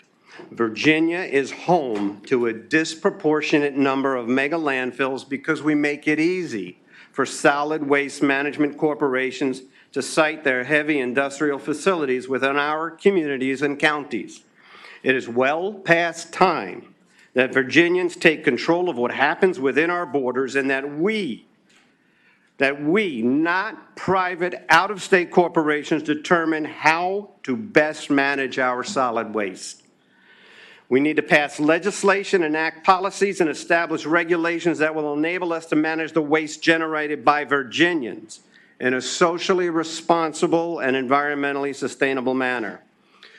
Senate Bill 409 dovetails beautifully with Senator Hanger, I wish he was here, Senator Hanger's Joint Resolution 42, recommending that DEQ establish a task force to study ways to increase waste diversion, move away from landfilling, and broaden and increase recycling efforts. Please vote to support Senate Bill 409, and thank you very much for the opportunity to speak before you. Thank you, sir. Yes, ma'am. Good afternoon, Mr. Chairman and esteemed committee. I'm Muriel Miller Branch, and I'm coordinator of the A.G. Miller Mayo Dungy Family Association Pine Grove Project. And I am a graduate of Pine Grove Elementary School, one of the few surviving Rosenwald schools in Virginia, and a newly designated Virginia Historic Landmark. We are weeks away from receiving National Historic Landmark designation. I rise to support SB 409 because a landfill would adversely affect the environmental and historic integrity of the Pine Grove community, and it threatens African American historic resources as well as future plans we have for the Pine Grove School. Many members of my family still reside in this community. Again, I stand in approval of the SB 409. Okay, thank you very much. Yes, sir. And it'd be helpful to say your name and also where you're from. Good afternoon, Chairman, Mr. Chairman, and the members. My name is Keith Ollie. I'm a resident of Cumberland County. I live adjacent to this landfill. Okay. So it's certainly a case of not in my backyard. Mr. Halligan has covered most of the points that I wish to address. I do ask that you support Senator Hashmi's bill. It's a first step in restoring control over the to the citizens of Virginia, and quit subjecting us to a situation where it's cheaper to import trash from hundreds of miles away and bring it to Virginia than it is to dispose of it at the point of origin. And again, I urge you to support Senator Hashmi's bill. Thank you, sir. Yes, ma'am. I'm Austina Hume. I'm a former student of Pine Grove School, which is a Rosenwald School, which has been previously stated. I'm also a former resident of the Pine Grove community and have family members that still own property in the Pine Grove community. I fail to see how the daily operations of a landfill would add to the continued growth and vitality of the Pine Grove community. And in fact, the presence of a landfill within close proximity of the school would have a decidedly detrimental impact on development plans for the property. I rise in support of SB 409. Thank you, Chairman and committee members. Yes, yes, ma'am. Yes, sir. Good afternoon, esteemed senators and chairman. My name is Michael Scales. I'm a resident of Cumberland County. I was born and raised there, and this is the area where this mega landfill is being proposed, which we strongly oppose. This, in my mind, is an example of environmental injustice. Cumberland County is not the richest county by any means, and it seems this environmental justice involves taking advantage of this. It was handled very, very quickly. And I live in this area, and also this Pine Grove Community Center, the AMMD Pine Grove Project, will be directly influenced. The minority community will be detrimentally affected by this landfill. So I do support this Senate Bill 409. Great. Thank you, sir. Yes, ma'am.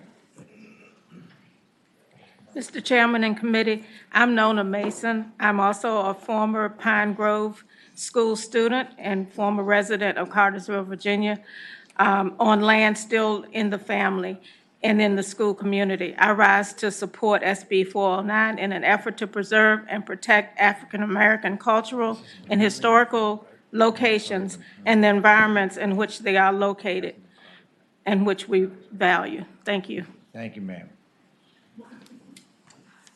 Good evening, Senators. My name is Dorothy Rice. I live in Richmond, Virginia. However, my early formative years were in the the Pine Grove community. A dump will desecrate this community and its historical significance to Virginia's African-American heritage. So I speak in favor of SB 409. Okay, thank you. Hi, my name is Lori Halligan, Powhatan resident, 1.5 miles from the proposed landfill in Cumberland. I just want to say that landfills, especially of this size, do not belong in residential communities. Their trucks do not belong on residential roads where school buses and mail trucks stop frequently. They don't belong in areas where there is no access to public water, where for miles the residents rely on well water. Landfills do not belong in historic areas. History deserves respect, and laws are needed to prevent spot zoning that happened here for landfills where citizens have lived for years in an agriculturally zoned area, and new people have moved in, giving up their suburban and urban homes and invested in a rural way of life, only to have it rezoned in a matter of weeks to heavy industry. We need a bill to protect citizens from these corporations that are taking away the basic freedoms from Virginia citizens. This could happen to you. Didn't think it could happen to me. Okay, all right, thank you, ma'am. All right, each person going forward, we're already 90 seconds over. Just state your name, where you're from, and I'm going to assume you're opposed. You're in favor of the bill. I am. Yes, come on forward, just state your name and where you're from. Okay, I'm Tim Kennel. I'm a native Virginian who resides in Cumberland County. Okay, thank you, Tim. And I am in favor of the bill. Yep. Thank you, Mr. Chairman. My name is Mike Asip. I'm from Powhatan County, Virginia. I support and thank Senator Hashmi for this bill. Great, thank you. Gentlemen, my name is Chris Rankin. I'm from Cumberland County, and I support SB 409. Great, thank you. Mr. Chairman, my name is Steve Carter Lovejoy. I'm a representative of the Virginia Sierra Club, and we support this bill. Okay, thank you. Hello, Eileen Barthelmy from Powhatan County, and I support this bill and thank my senator for introducing it. Great, okay. My name's Betty Myers, and I live in Cumberland County. And sir, if I could just have 1 minute to express what we've done some research on, please? You know what, if it's duplicative to what we've heard. I'll do it really quick. Super quick, please. We have a small group called the Cumberland County Landfill Alert Group, and over the last 18 months, we've done some research. We've come up with a list of some very serious concerns: environmental justice, water, and the DEQ regulations, which are over 20 years old. So we're looking to support this bill, Senate Bill 409, in that we're looking for you to make changes in the DEQ regulations to ensure our safety. Thank you. Thank you, yep. Just come forward, your name, please. Jesse Rankin, Richmond City, in support. Thank you. Good afternoon. Laura Huber with the Virginia League of Conservation Voters. We support this bill. Great, Thank you. okay. Trudy Berry, I live in Lunenburg County, and I support this bill. Okay. All righty. Anybody else, and before we get to questions, let me see, do we have any opponents to the bill? Step on up. Thank you, Mr. Chairman, members of the committee. My name is Tim Hayes, and I'm speaking on behalf of the Virginia Waste Industries Association. The VWIA, we're not taking a position on the Cumberland landfill specifically, but I'm just addressing the bill on its own merits. And this bill is complete overkill. It's going to affect landfills all across the state to address what is obviously a local problem. DEQ permit procedures are designed already to regulate siting and design construction, operation, closure, and post-closure care of all landfills in the state. And before you can get a landfill permit, the permit conditions are tailored specifically to that landfill to make sure it's going to be protective of health and safety in the environment. That's spelled out in the code, and it doesn't make any difference whether the landfill is a small one or a big one. It has to meet those standards before it can be permitted. The second point is that the ultimate capacity of a landfill is really irrelevant to its safe operation. The question is, what is the daily volume of the landfill, and can the landfill handle that daily volume with adequate design and staffing, things like cover, equipment, so forth. And the DEQ regulations address that. The permit requirements address that issue so that the landfill is not going to be taking in more trash than it can handle. How much is there at the end of the landfill's life is really not an environmental issue. If landfill size really is a local concern, localities have a say. They're not preempted from regulating landfills either through the special use permit process or, as the General Assembly specifically gave them the authority 20 years ago when it vastly rewrote the solid waste code, to work out a host agreement that can cover everything having to do with the landfill, how much they pay the locality, what hours they operate, how much trash they can take in, all of those things. So if there are local concerns, the locality has the ability to deal with it. This bill addresses existing landfills and prevents them from expanding. And existing landfills have investment expectations. When those things were designed and financed and put into operation, there was an expectation as to what the life of that landfill would be. This would automatically cut that off so they can't meet that expectation. And my final point is that if you artificially cap landfill size, all you're going to do is make landfills close earlier than they would otherwise have to. So you can take a perfectly acceptable site that's been selected, engineered, designed, operated safely, make it close before it needs to, and then have to build another landfill somewhere else and go through the process again, which adds expense, additional impacts, additional people being upset because of landfills being built in their area. So for those reasons, we would request that regardless of the merits of this landfill that's being discussed this evening, that you all reject this bill. Thank you. Okay, thank you. All right. Dee. I will not impose on your time. Chairman Peterson, members of the committee, I'm handing out letters from Cumberland County and several local governments in support of our program.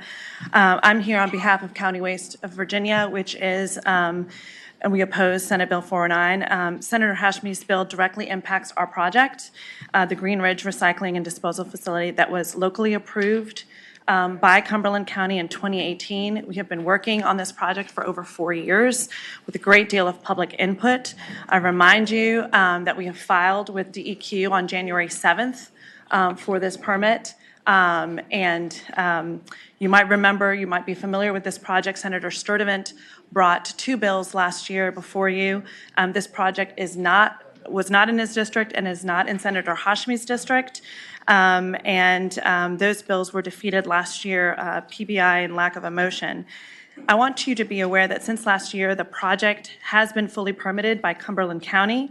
The team unilaterally decided to significantly reduce the size of the proposed landfill from its 473-acre disposal down to 240 acres, reducing the total capacity by over 43%. Our client has worked with the community, with Cumberland residents and Powhatan residents for such a long time. We have reduced the wetlands to 0, down from 3.3 acres in the original plan. We voluntarily decreased the size of the landfill and the amount of homes that are located within half a mile of the disposal area from 58 to 37 homes, which I believe is a testament to the work that my client has been doing in the community. Several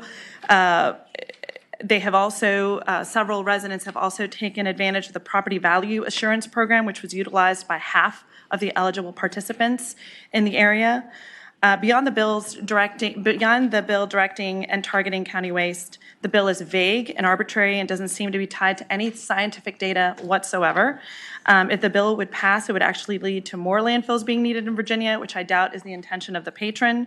And given these facts, it is not clear that any additional regulatory burdens would be placed on this project or further solid waste management facilities. I believe that if this bill were to pass, it would chart a path that would allow for neighboring localities to restrict the ability of a locality to attract and capitalize on economic development projects.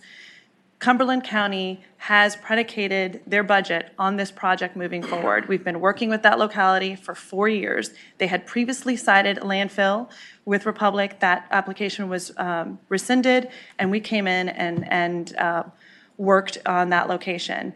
The site has changed dramatically since it's first been laid out. We have reduced our tonnage from 5,000 tons to 35,000 tons a day.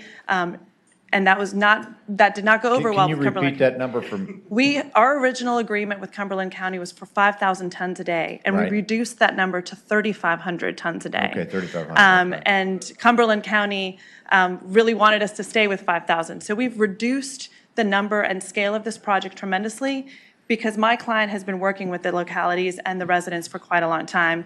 This is very targeted to our company. This is not the right thing to do. And I will tell you that we have offered to help restore the Rosewald School. That offer is still open to the residents, and we hope sincerely that you will oppose this bill. Thank you. Okay, let me just ask a couple, and just for, if you're in the audience, we have a letter here from Cumberland County Board of Supervisors. And letters from Chesterfield County, Appomattox County, Town of Ashland.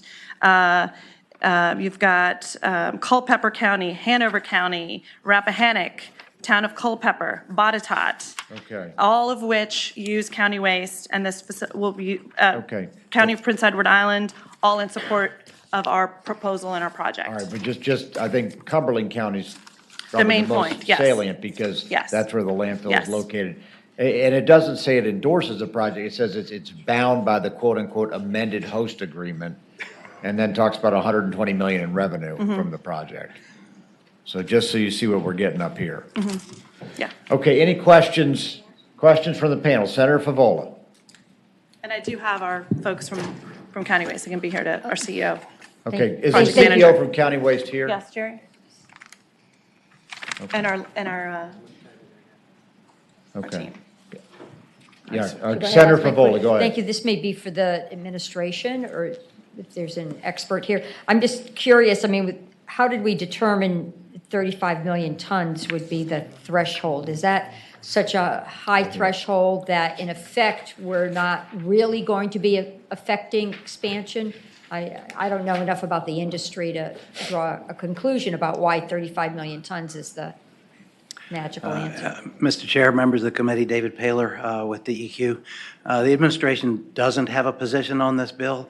We did provide the patron with some technical input to help her accomplish her goals. So you'd have to put the question of the number size to the patron. David, come on back. And maybe this is what Senator Favola already said, but is there any magic to 35 million tons? And I mean, That's the question. I'm not aware of any magic. okay, all right. Questions, yeah, other questions for DEQ? Senator Stewart. Thank you, Mr. Chairman. Mr. Paler, I did have some questions, and I get the concern that these folks have and senators bringing this bill. And actually, Senator Favola asked my first question, what's the magic number? But I guess my question would be this. Because what we had first in Senate Bill 409 was essentially giving you additional control and additional authority over it. And we've gone from that to a moratorium, if I understand the bill, which just says you can't have over 35 million tons. DEQ does have a role in this already, don't they? Don't they monitor sites? Mr. Chairman, yes, and then in the permitting process, I would say that the things that were originally in that bill are already a part of our permit processing. We've got a Part A that looks at site suitability and has a number of criteria for that. And if that happens to be processed, then we have a number of other things that look at wetlands and construction and all of that. So we have a very robust landfill application processing authority already.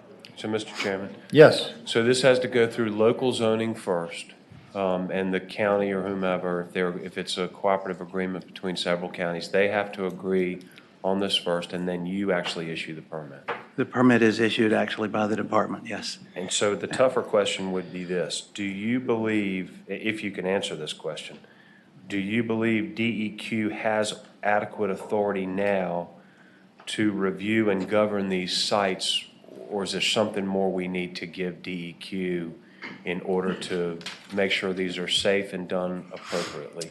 Shorter than not in my backyard. I mean, I get that, and I Right. understand, and I'm The sympathetic. permitting process is very rigorous. It would take about 2 years if it were to be successful.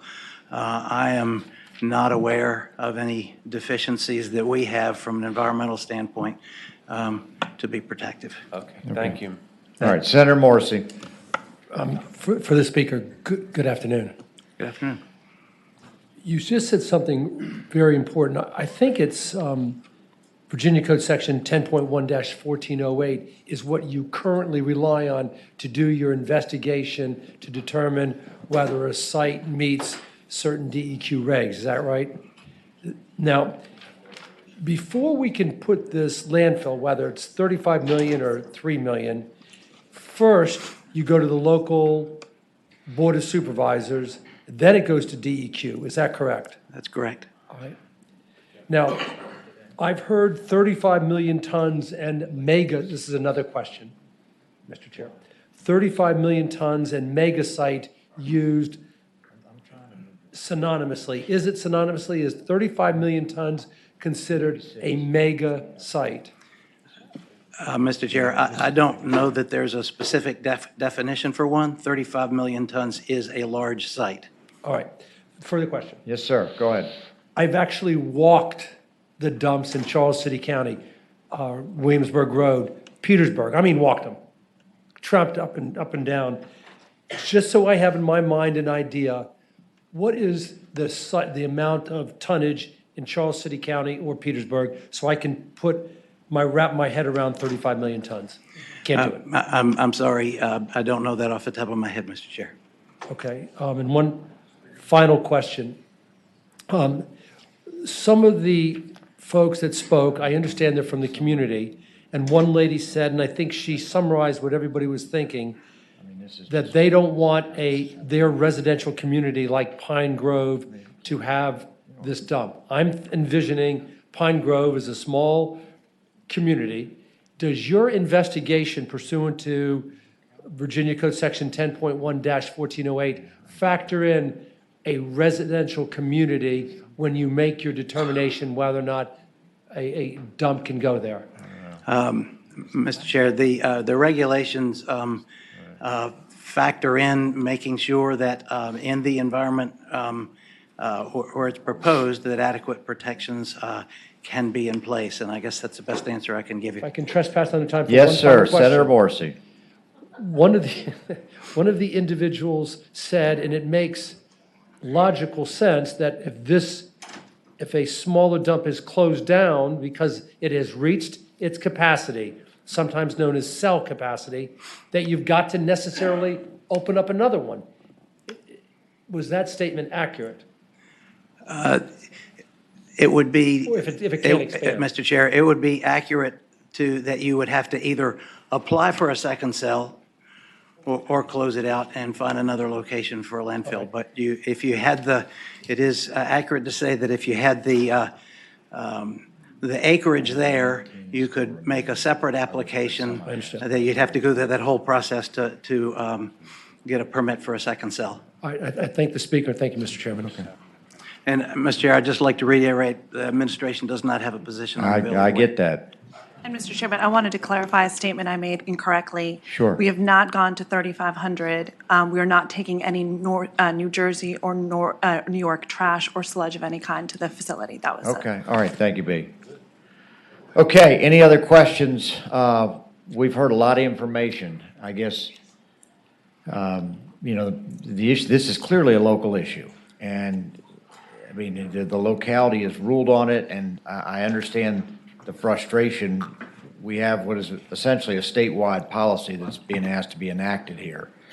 Senator Hashmi, you got the last word, so tell us what you think. It is a statewide concern, I think. One thing I want to reiterate is that Virginia has really not opened a mega landfill in the past 30 years.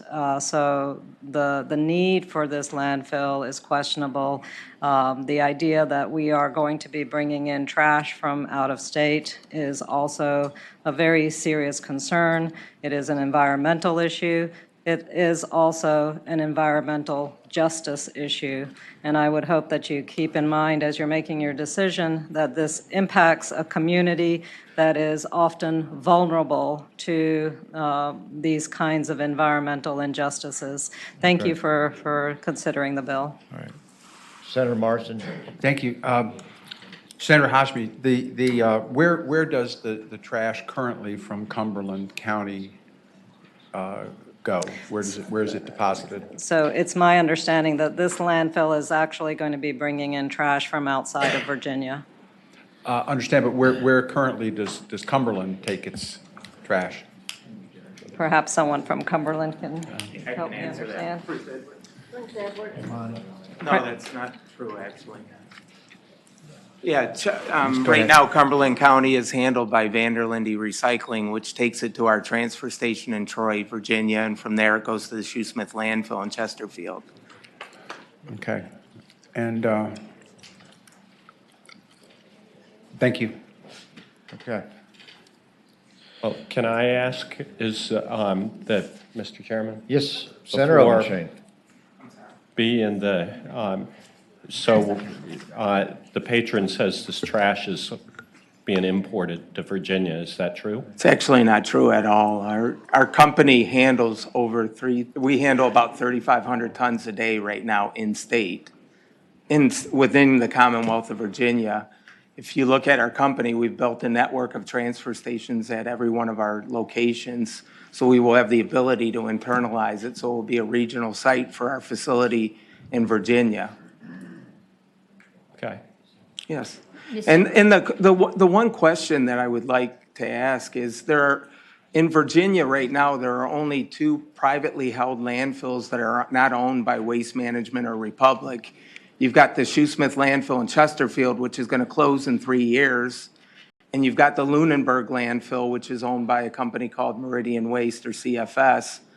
Shoesmith landfill is going to shut down in 3 years, which has been our primary disposal facility for over 10 years.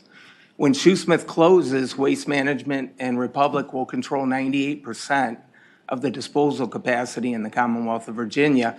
This site is getting permitted to allow our long-term survival and viability as a company. Mr. Chairman. Yep, Senator Marston. Thank you. Was in the Cumberland process of zoning where they approved this facility, did they require any best management practices or green practices or recycling or any of those things that seem to be of some concern to the citizens, or is it just take it there and dump it? If you would permit some of the folks that have been involved in this particular issue to speak to that concern. It's my understanding that the permit to DEQ was actually filed last week. So the permit to DEQ had not been filed prior to the approval by the Cumberland County supervisors. Gotcha. Okay. All right. I think we're at the point, we've been hearing this for about 45 minutes. Senator Favola? Well, this is really painful. I liked your first bill, which sort of empowered more of a local impact review. And the second bill, I'm having a hard time understanding where we came with this threshold and the fact that it would be applied across the Commonwealth. There's a really big difference between your introduced bill and the substitute that I'm reading. Is there any way we can get to a place where, we're talking more about environmentally friendly criteria, where we're talking about maybe empowering local review, but not where your substitute is at this moment?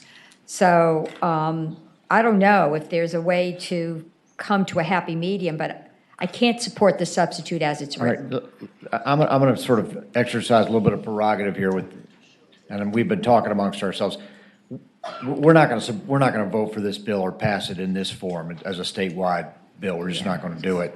It seems to me that with the application having just been filed to DEQ, there's a process that's going to be taking place over the next few months. And I think it's incumbent on this committee to monitor that process and to be informed of that process. I think it's premature for us to take a policy stand that could potentially have an impact all over the state. So what I'm going to suggest that we do is carry this bill over for the year. And that's, I think, really the only thing we can do right now. Other than that, I think it'd be highly premature to get involved in what's really a private transaction at this point, being totally cognizant of all the things that have been raised thus far. So, all right, so I've got a motion and a second to carry this bill over for the year. Speaking to the motion. Go ahead, Senator Morrissey. Could you add to that that DEQ sends the chairman of this committee a letter within that year regarding the progress that they have made on the investigation or the status of the project? Okay. And we filed that request, the letter request to DEQ already. So thank you. Last thing, Mr. Chairman, one last thing. Yeah. To the degree and I would advise you to look at Senator Hanger's bill.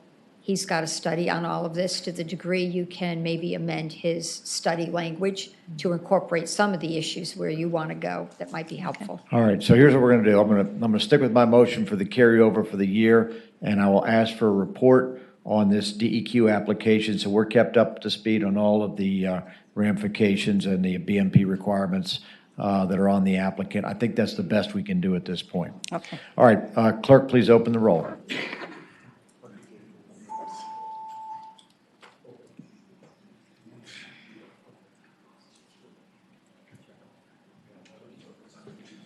Yeas 13, nays 0, abstentions That's 1. It's not on here. Well, we'll vote You for vote you. for then. me. Okay, thank you. Albert, Green. yes, All right. I've got it. Thank you. All right. All right. Clerk announce the result. Okay, so the bill is carried over. I want to thank everyone who came and attended, and thank you very much for attending. All right. Okay. Surville's bill is going by for the day. What's the number on that? Okay, without objection, Surville's 646 and 626 will go by for the day. Senator Obenchain.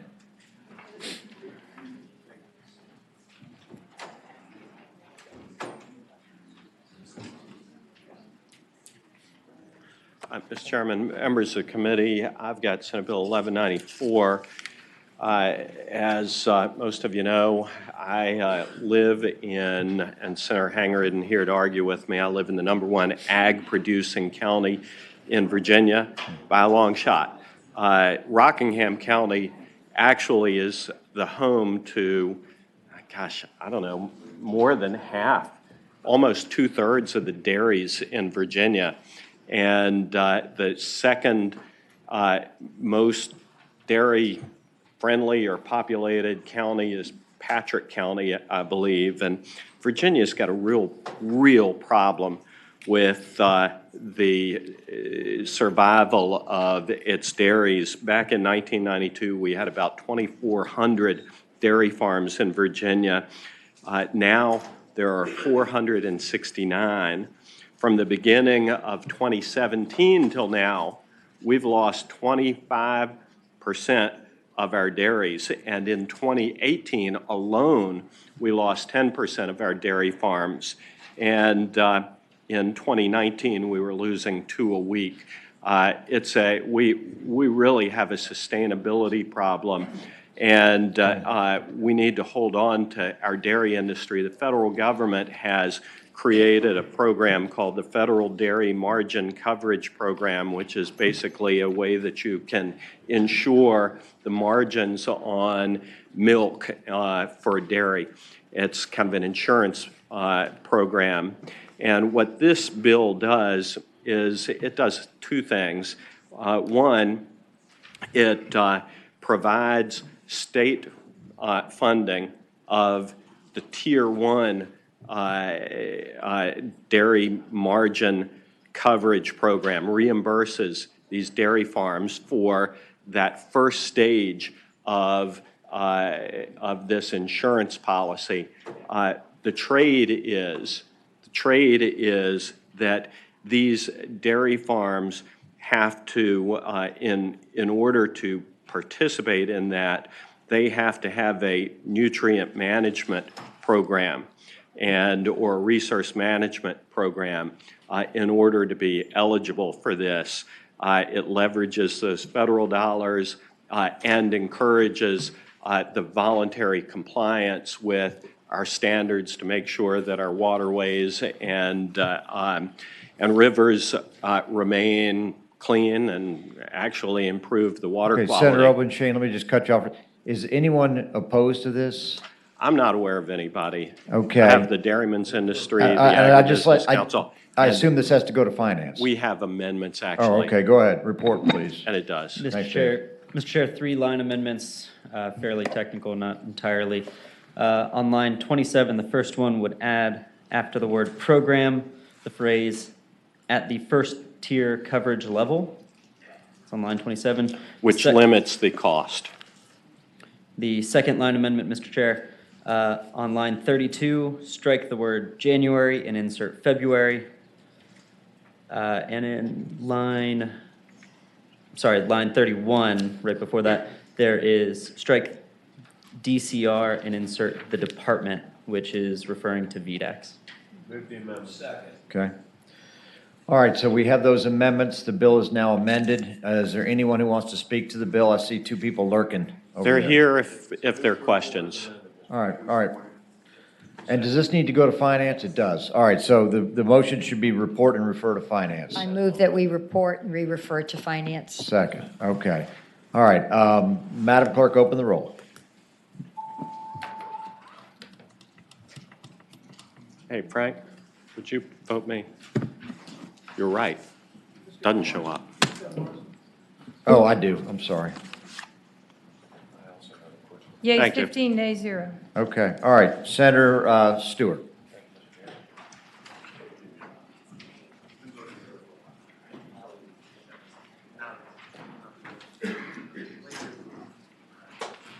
Mr. Chairman, Senate Bill 987, there is a substitute to that. Okay.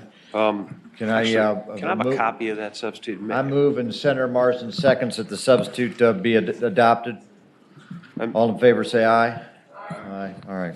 Mr. Chairman, this is a follow-up on the issues we were working on last year with duck blinds. It's a little bit different than Senator Reeves.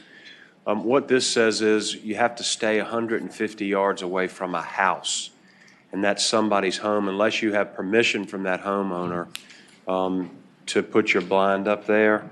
It also requires that you actually purchase a hunting license and a state duck stamp and a federal duck stamp, which are the things you need in order to duck hunt in Virginia, before you apply for a blind license. And the reason is because for some reason or another, and the director's here and he can tell you, that's actually a DGIF request in my bill. We have folks that go out and buy a blind license and they don't have the license to hunt. And so we want to make it a requirement if you're actually going to duck hunt. I mean, if you're going to buy a blind, you got to actually buy the license to duck hunt as well. And I think they did the substitute. I hadn't even looked at it, to be honest with you, but I think that's all it does. That's all it does. Yeah, we did. Yeah, I didn't look at the substitute, but I trust them. I think that's all the substitute does. Any questions for Senator Stewart? All right, anybody here in support or opposed? Okay, DGIF, thumbs up? You don't care?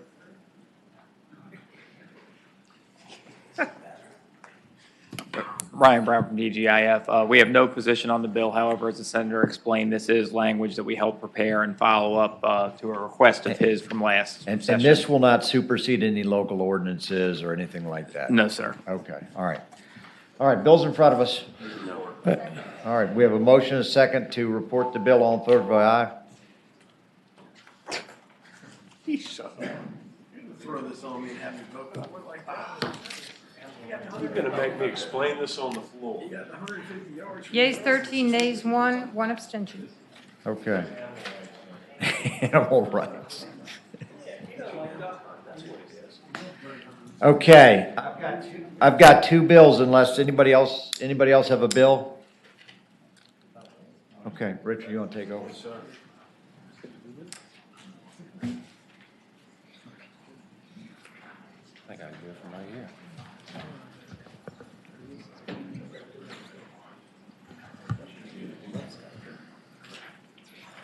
All right, Senator Peterson, Thank you. Which bill?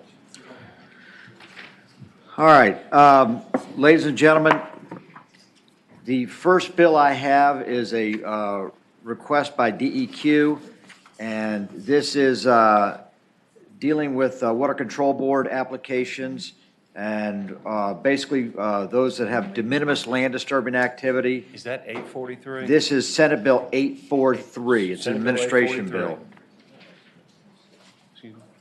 And it's a very short bill. I think it's pretty much self-explanatory, basically saying that the Water Control Board, when administering a state plan, may choose to accept a set of plans and calculations for any land disturbing activity determined to be de minimis. Senator Peterson, basically what this does is it kind of makes it easier in the process for both the landowner and DEQ on small projects. Right. Is there any opposition to this bill in the room? Right. Is there a motion to report? Move to report. Motion properly seconded to report the bill. Please open the roll. Your bill reports overwhelmingly. Awesome, okay. Yeas 13, nays 0. Okay, second bill's a little bit more edgy. It's Senate Bill 854.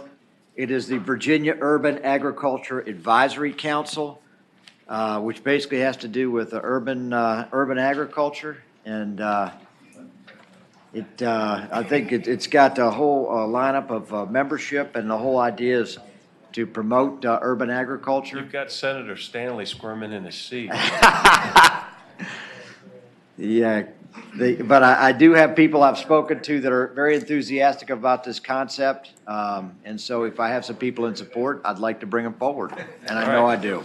Anyone who'd like to come and speak in support of this bill? Senate Bill 854. I thought I did. Maybe I don't. Anybody in opposition? Anybody care? I have a question. Yeah. Member Senator Favola. Thank you, Mr. Chairman. Why is there a sunset if this is such a great bill? Well, yeah. I mean, typically, anytime you start an advisory council, and this one's fairly brief in its duration, you're going to have a sunset to it, just so it doesn't stay on the books forever. I mean, the whole idea is to put a template in place so we can develop urban agriculture, trying to get people to plant vegetable gardens and small plots, and just basically get more involved with horticulture. Yeah. Any other questions of the patron? Yeah. Is there a motion? There we go. And re-refer. Finance. Just go to finance, I guess so. Chairman, I don't know whether Farm Bureau is here to say anything. I know that I saw it. I raised some concerns with the chairman. Okay. We are certainly not opposed to the concept, but for 4 years, we've worked with a number of folks to put on the Urban Ag Summit.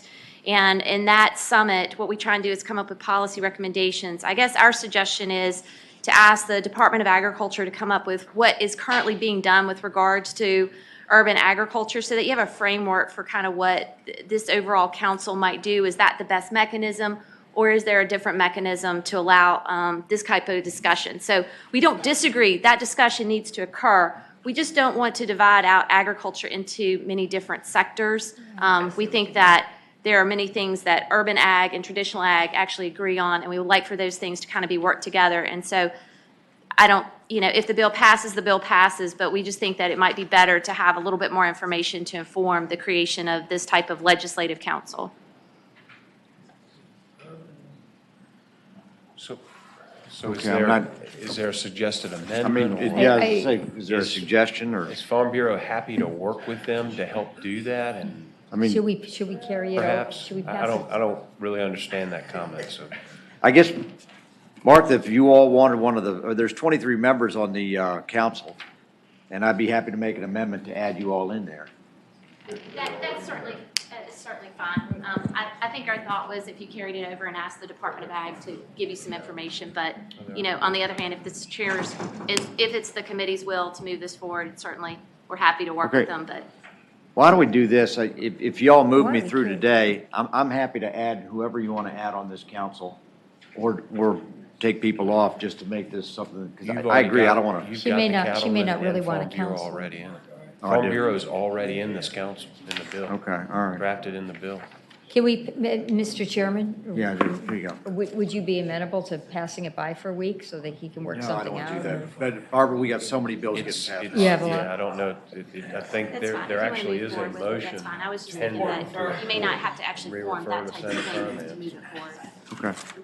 If I'm not mistaken, there's a motion to Well, report and and re-refer to re-refer Senate to- Finance, yeah, and re-refer there was to a second Finance. to it. Okay. Okay. All This right. was discussion on that actual motion, so I think the All right, we'll motion do is now that. Since before it's us. being re-referred. Right. Clerk, please open the roll. All righty. Contrarian. Stanley's Come on, contrarian. Stanley, why are you in such a bad Two mood? contrarians. Senator Peace, do you want to put? Oh, I need to vote myself, don't I? There you go. All right. I'm trying to vote. There you go. And Martha, hold on, hold on. Already closed it. All right, never mind, okay. Yeas 14, nays 0.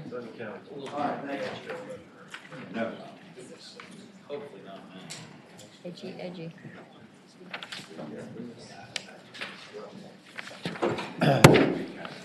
Okay, do any of the members have bills that are on the docket that we have not yet heard? Linwood?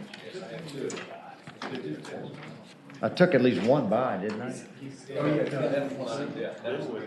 Which, Okay, go ahead then. Senator Lewis.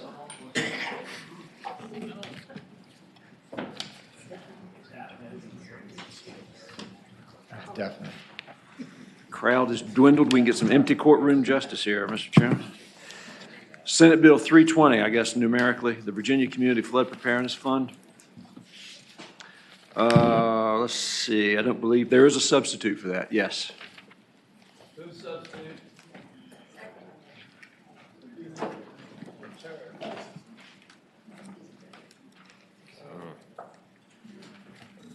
Okay.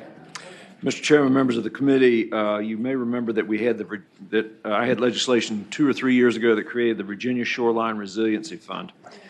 This bill reconstitutes that fund as the Virginia Community Flood Preparedness Fund. The idea in changing the name is to make it clear, as was always intended and as the original bill was constituted, that it is in fact it does have statewide application. At present, the fund is unfunded.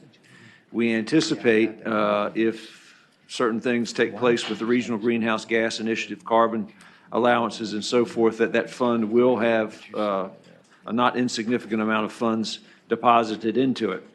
So we have renamed the fund. We've made clear that it is also constituted or able to receive federal funds. We have changed it from the Department of Emergency and Management Services over to the umbrella of DCR. It is a revolving loan fund, but it also now has a loan forgiveness option for economically challenged communities, which are also further defined within the bill. And again, state as a policy matter that it has Commonwealth-wide applications for frequently flooded and recurrent flooded properties.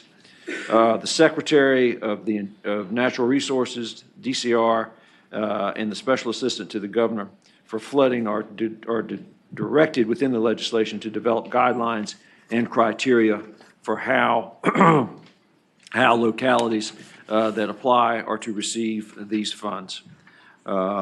And again, it's going to make sure that all inland areas that are subject to recurrent flooding it's clear that they qualify for it.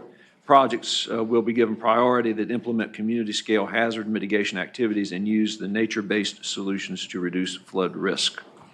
And also the total amount of loans forgiven by all localities in a fiscal year shall not exceed 30% of the amount appropriated in such fiscal year.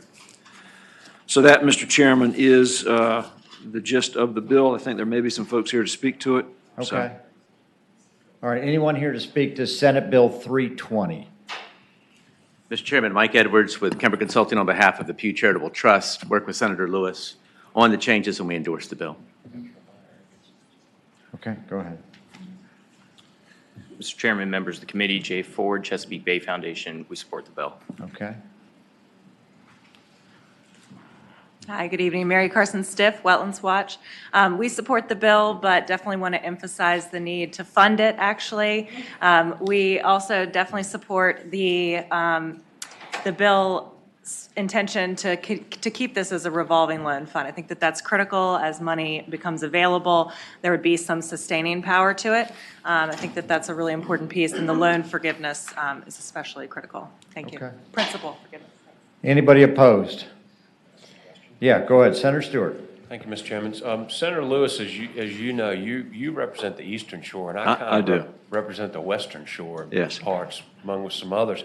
And we've got these areas too, but I'm wondering if you would entertain maybe some kind of an amendment to make sure we can get some of this money over on the western shore and it doesn't all go to Norfolk and the eastern shore. Oh, it's statewide. It is statewide. I get that, but I want to make sure that we can get it in James City County and Williamsburg and the Northern Neck. How about an amendment for former tobacco growing localities? Alexandria?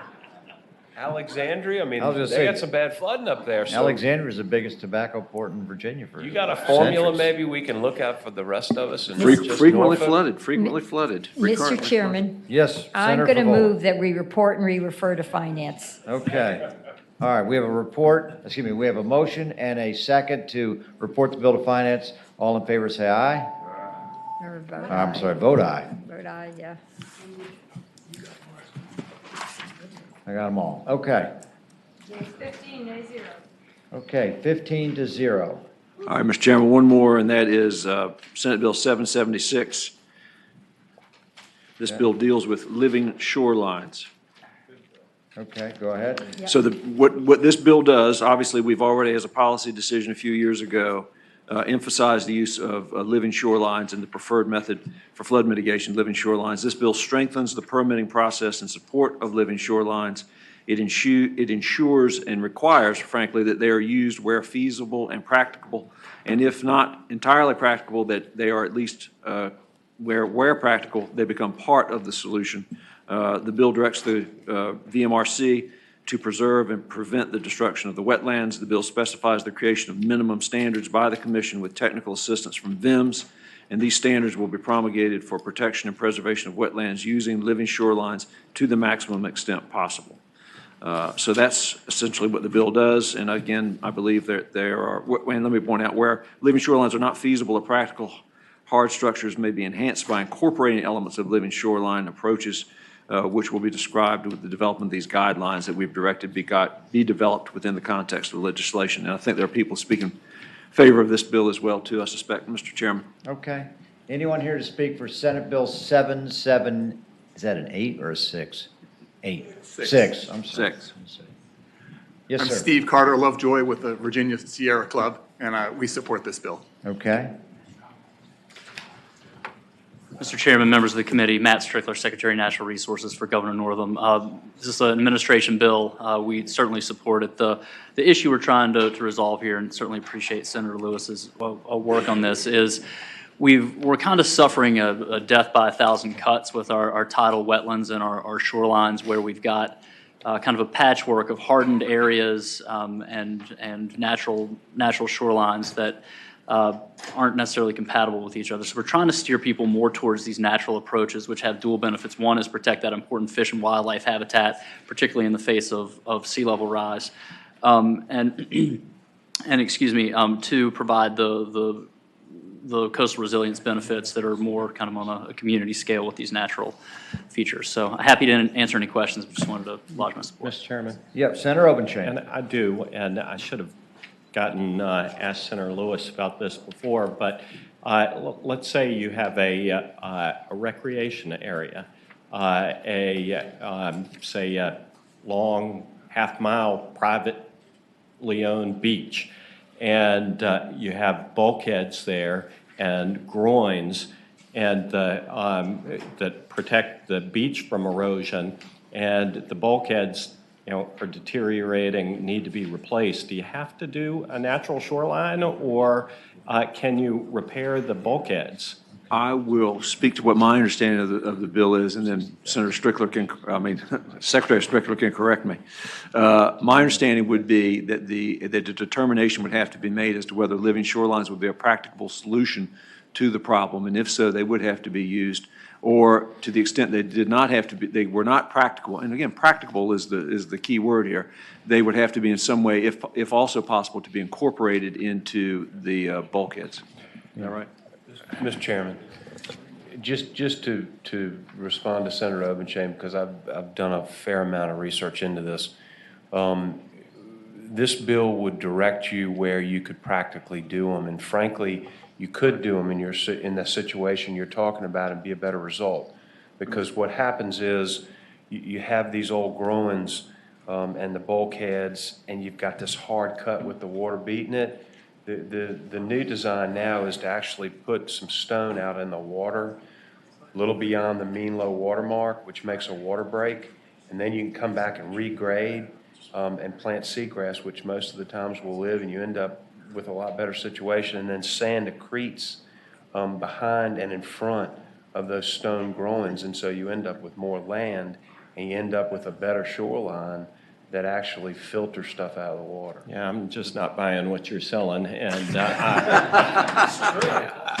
and Sarah Lewis knows exactly the area that I'm talking about, and Yes, about everything has been tried there, and the groins and bulkhead works, and I guess you could grade down and destroy the recreation area and do the natural shoreline. I would say it's probably practicable, but I mean, it destroys an existing use of, and I mean, you can look at Kiptopeke, you can look at places like Cherrystone and other places like that where it sounds like you'd have to, just tear it out rather than repair it and use natural shoreline. So, Mr. Chairman, Senator, if I could respond to your question, and it's certainly a good one. Is the area you're talking about Smith Beach over on the eastern shore? And Cherrystone and Kiptopeke, I mean, basically all those places up and down Silver Beach. So certainly, Hunger's Beach. Certainly, we would want this to be something that was evaluated scientifically by the commission and VIMS, but with my limited knowledge of this, and I do have a master's degree in marine science and worked on this kind of stuff when I was in graduate school, those areas have so much fetch, so much, water between the next land and so much wind and so much energy. Those areas are not the ones that this bill is the focus of. We understand that beaches and areas like that are in high energy environments, you're going to need a different kind of solution. So you're telling me that all those beaches up and down the western shore of the eastern shore are not covered by this? As I mentioned, we would be evaluating these permit applications on a case-by-case basis through VMRC with the guidance of VIMS on the scientific side. But I'm just saying, generally, living shoreline approaches are more feasible and from a scientific perspective than areas that are lower energy environments. But to Senator Stewart's point, in some of these areas, and again, it sounds like a lot of things have been tried at Smith Beach, and not a lot of them have worked. But the idea of doing an offshore kind of riprap and having that fill in sand behind it and plant marsh grass, those things are not only more effective in the long run, but they do a better job of building in beach and creating a situation where you have less erosion over time. See, he's got marine science. There you go. He's still not buying it. He's still not. Okay. All right. Bamboozled today. All right, anybody else? I see a long line of people. First of all, before you all start, is there any opposition to the bill? You mean other than me? Other than Job and, other than an older rascal over here? All right, well, come forward and just state your name. Mr. Chairman, members of the committee, I'm Zachary Shuttleworth of Nature Conservancy, and we support this legislation. Great, okay, thank you. Mary Carson Stiff, Wetlands Watch, we support this bill. A lot of federal grants are actually going towards living shorelines and other nature-based solutions, so it'd be good to keep Virginia aligned with those resources. Definitely help out the entire state. Thanks. Okay. Mr. Chairman, Anna Kilias with the James River Association, and we support the bill. Mr. Chairman, Jay Ford, Chesapeake Bay Foundation, we support the bill. Okay, I'm Mary Bennett with the Elizabeth River Project, and we support this bill. great, okay. Okay. Okay, we have a report, a motion to report and refer to finance. Mr. Second. Chairman, I would entreat the members to stand up for property rights. Okay, all right. All right, Freedom. well, clerk will open the roll. And this will go to finance. Yep, I got you. Thank you, Mr. Chairman. Thank the committee. Yeas Okay, 14, nays 1. okay, bill reports 14-1. I think the last bill that we have from a member is Marsden. So Senator Marsden. Yeah. Yeah, it's been 30 minutes since we killed a bill. Yeah. Thank you, Mr. Chairman. We have Senate Bill 1004, Wildlife Corridors.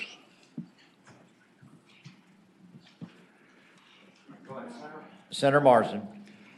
Thank you, Mr. Chairman. I was approached, I got a telephone call from Congressman Beyer, who was working on this on a national level on creating wildlife corridors. And I think... what bill number are we on? 1004. And here's the problem.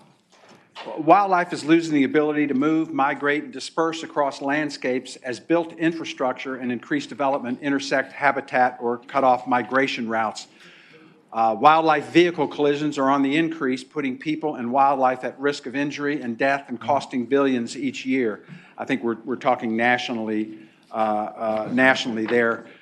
There's a figure that I was given of 60,000 car crashes. I don't think with wildlife, and I think that must be a national figure, although it was purported to be a Virginia figure, but that sounds a little fantastical.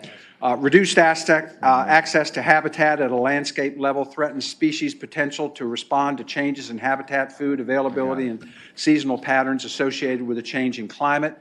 State agencies are dealing with growing responsibility while experiencing decreasing fundings to address infrastructure needs and to manage and protect habitat. So there are very few safe wildlife crossings in Virginia. As a result, we're having a lot of collisions, people are hurt, tremendous property damage. The bill will encourage collaboration between state agencies to create a wildlife corridors action plan, and this would be between DCR, DGIF, and VDOT. To create this plan to assess priority areas for wildlife corridor projects, identify specific projects to meet goals for human and wildlife safety. Crossings can be in the form of overpasses, underpasses, and culverts. These plans are becoming increasingly popular across the nation, with states passing similar plans in New Mexico, Oregon, and New Hampshire, and another bipartisan bill working its way through Congress, co-sponsored by Don Young and Congressman Don Beyer.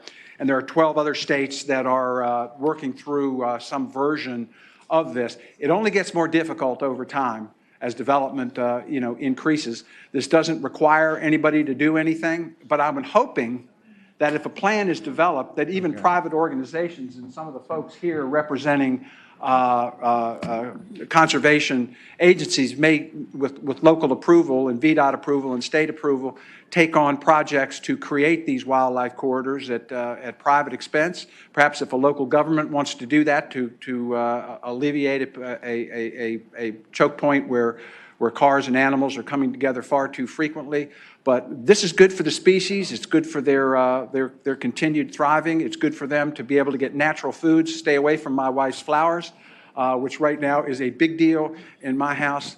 And, we're trying to, create something that we took away a long time ago, which is the ability of these animals to move freely, to live the lives they're supposed to live, and to leave us alone and us to leave them alone. And that is the bill. It just requires that study. And I believe, if I could, just give you a status report from DGIF as to what some of their efforts have been Okay. to date, Mr. Chairman. DGIF. All right. All right, let me ask, is anyone opposed to this bill? Okay, anyone in favor of the bill? I have somebody coming forward.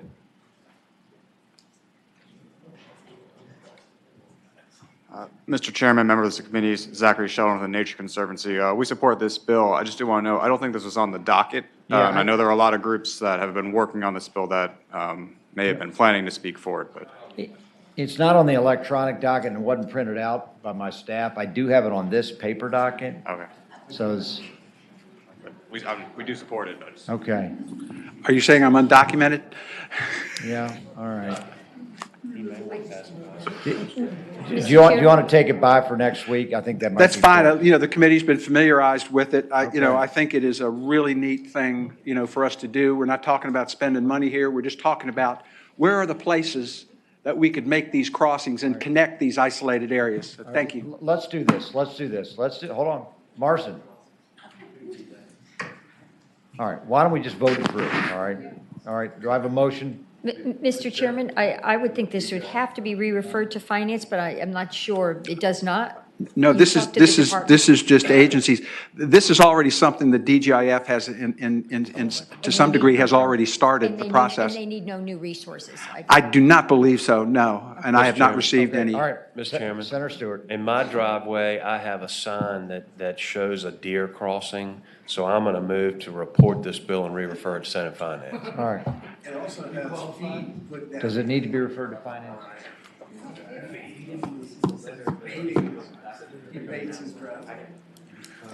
Because Right in your front yard. Your front yard, deer. All right, why don't we do this? All right, let's just put this off to next week.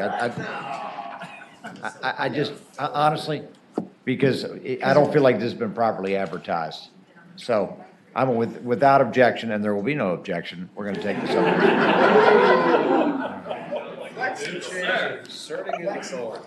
Thank you, Mr. Chairman. All right. Last item, we did have a report from the hemp subcommittee. And Senator Morrissey, do you want to go ahead and Sure, it's pretty educate us? simple. The hemp subcommittee met for the second time. We had two bills, Senator Ruff's SB 827 and Senator Marsden's 918. Senator Ruff's bill was rolled into Senator Marsden's bill. 3 amendments were considered, 3 amendments were added unanimously by the subcommittee. The staff attorney, Dave Berry, provided, I think is going to provide an amendment in the nature of a substitute for the bill. And I can go into a little more detail, get a little more into the weeds if you want me to on. Okay, why don't we do this? We need to take a vote to roll, is it Ruff's bill into Marsden? Okay, give me the numbers. So I need a motion and a second to roll Ruff's bill, which is which number? 827 into Marsden's bill, which is 918. Okay, please open the roll.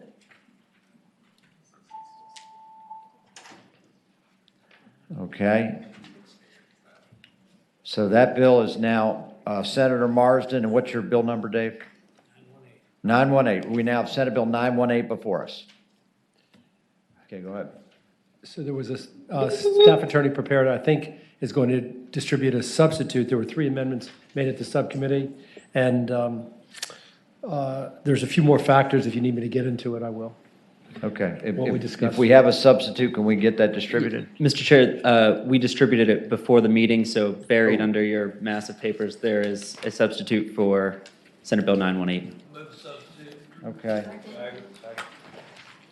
Okay, the substitute has been moved and seconded. All in favor, say aye. Aye. Okay, I'm digging for it.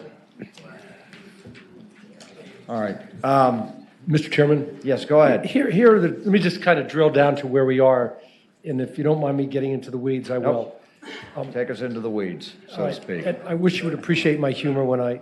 All right, go ahead. Anyway. Yes, exactly. Mr. Chair, the state has an action plan that is being submitted by the governor to the United States Department of Agriculture. We had several stakeholders, including the administration. Bradley Copenhaver was there. Kyle Shreve, the executive director of Virginia Agribusiness, Martha Moore, and the hemp food industry. And the main issue appears to be this. The limit for THC in the hemp crop right now is 0.3%. There is a desire by all of the stakeholders to increase that THC content to 1%, but that's outside of our bailiwick. That's going to be up to the United States Department of Agriculture. Beg your pardon? 1%, all right. Mr. Chair, go ahead. The gentleman from Franklin City or County is distracting me again. Anyway, all of the stakeholders want to see the THC limit increase to 1%, and that's something that we'll find out in the future. Since that time, I understand that you have received some communication from the administration on perhaps tapping the brakes on this bill, but that's more in your wheelhouse. Oh, I'm sorry. That's This okay. clerk was talking to me at the same time. No Yes, worries. sir. I just said that after this, I understand that you may have received some communication from the administration to perhaps tap the brakes slightly. Yeah, so and I'll pass to you. I have the misfortune of sitting next to Senator Surville, and he on the floor, and he showed me an email, which I thought was from somebody in the administration, that there was some type of late-breaking regulatory information that was relevant to this whole exercise. He's not here. Is there anyone here? Brad, can you speak to that? Do you know what he's talking about? Mr. Chairman, Brad Copenhaver, Deputy Secretary of Agriculture and Forestry. I'm not aware. His bill is a separate issue from this bill. It's also an administration bill, 626, which he took by for the week. So his issue may have been related to that bill. To that bill, okay. All right, in that case, ignore. And was his bill also in the hemp subcommittee? Yes, sir, it was. All right, well, let's delay on the Surville bill and Joe. It was 2 weeks ago. Sorry. What's that? Surville's by, okay. Unanimous. So Joe, where are we on the Marsden bill then? We voted unanimously to report it to the committee. Move to report and refer to finance. Okay. I don't need the. Mr. Chair, Finance? Brad, does this need to go to finance?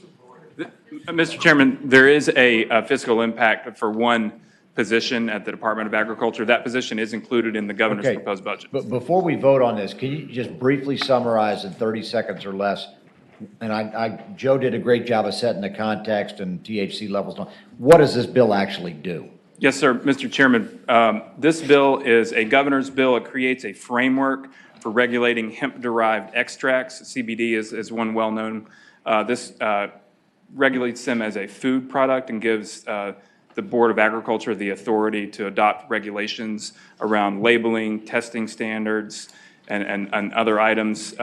There are a few enactment clauses that address the concerns about raising the THC percentage, which Senator Ruff and I have worked on at length this session. But that is the basis of the bill. It's the result of a work group between Secretary of Agriculture and Secretary of Health and Human Resources that we completed over the last year. Okay. Chap, Senator Marsden. Mr. Chairman, if I might, that this is basically going to be, setting up the framework for how we're going to deal with hemp-derived products that will be used for human consumption, and they'll be setting up the regulatory framework. So this is just the vehicle by which we're going to do that. And it's a very important bill. We need to get this out quickly. We're in competition with other states, and we need to move this along. Let's do it. Okay. Do I have a motion and a second? Okay.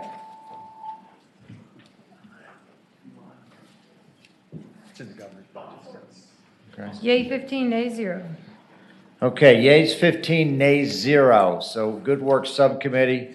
I'm going to do a couple public service announcements before we adjourn. First of all, Senator Deeds, we paged him. He's still coming down. We still had that bill that he wanted to have reconsidered, which was the easements bill. No, it's not him. Okay. If we take it by for the week, we would have to have unanimous consent to reconsider it. So I will leave that to your own consideration whether or not to do that. But obviously, I'd appreciate getting a second crack at that. He's on his way. All right, while we're waiting on Senator Deeds, we also have next week, which will be our last meeting, we got Menhaden. So you know we're getting a report there. We're going to have the Suravel's bill on hemp. We're going to have nutrient reduction, and we could potentially have the plastic bag bills. So Barbara looks so excited. Deeds, what's your number? Do you want a 621? All right, let me just put it in the posture, folks. This was the bill that tied 771. We had a very long discussion last week. Here's what I'd like you to do, and I'm asking this as a favor. I was not on the prevailing side. I need someone on the prevailing side simply to make a motion, and then I'd like to continue it to next week, and we can take it up next week. Would that be fair, Cree? Well, I can do it anytime. Yeah, oh, it failed. Right, so it failed. So someone that voted against it would need to move to reconsider. All right. Well, It's a good bill. give the guy a chance. I would make that motion. All right, Senator Hanger has made the motion. Senator Stanley has seconded. All in favor, cast your vote. All right. To keep it. So 621 is back in front of the committee, and we will take it up next week. Thank you very much. All right. Committee is adjourned. It's a good damn thing we left.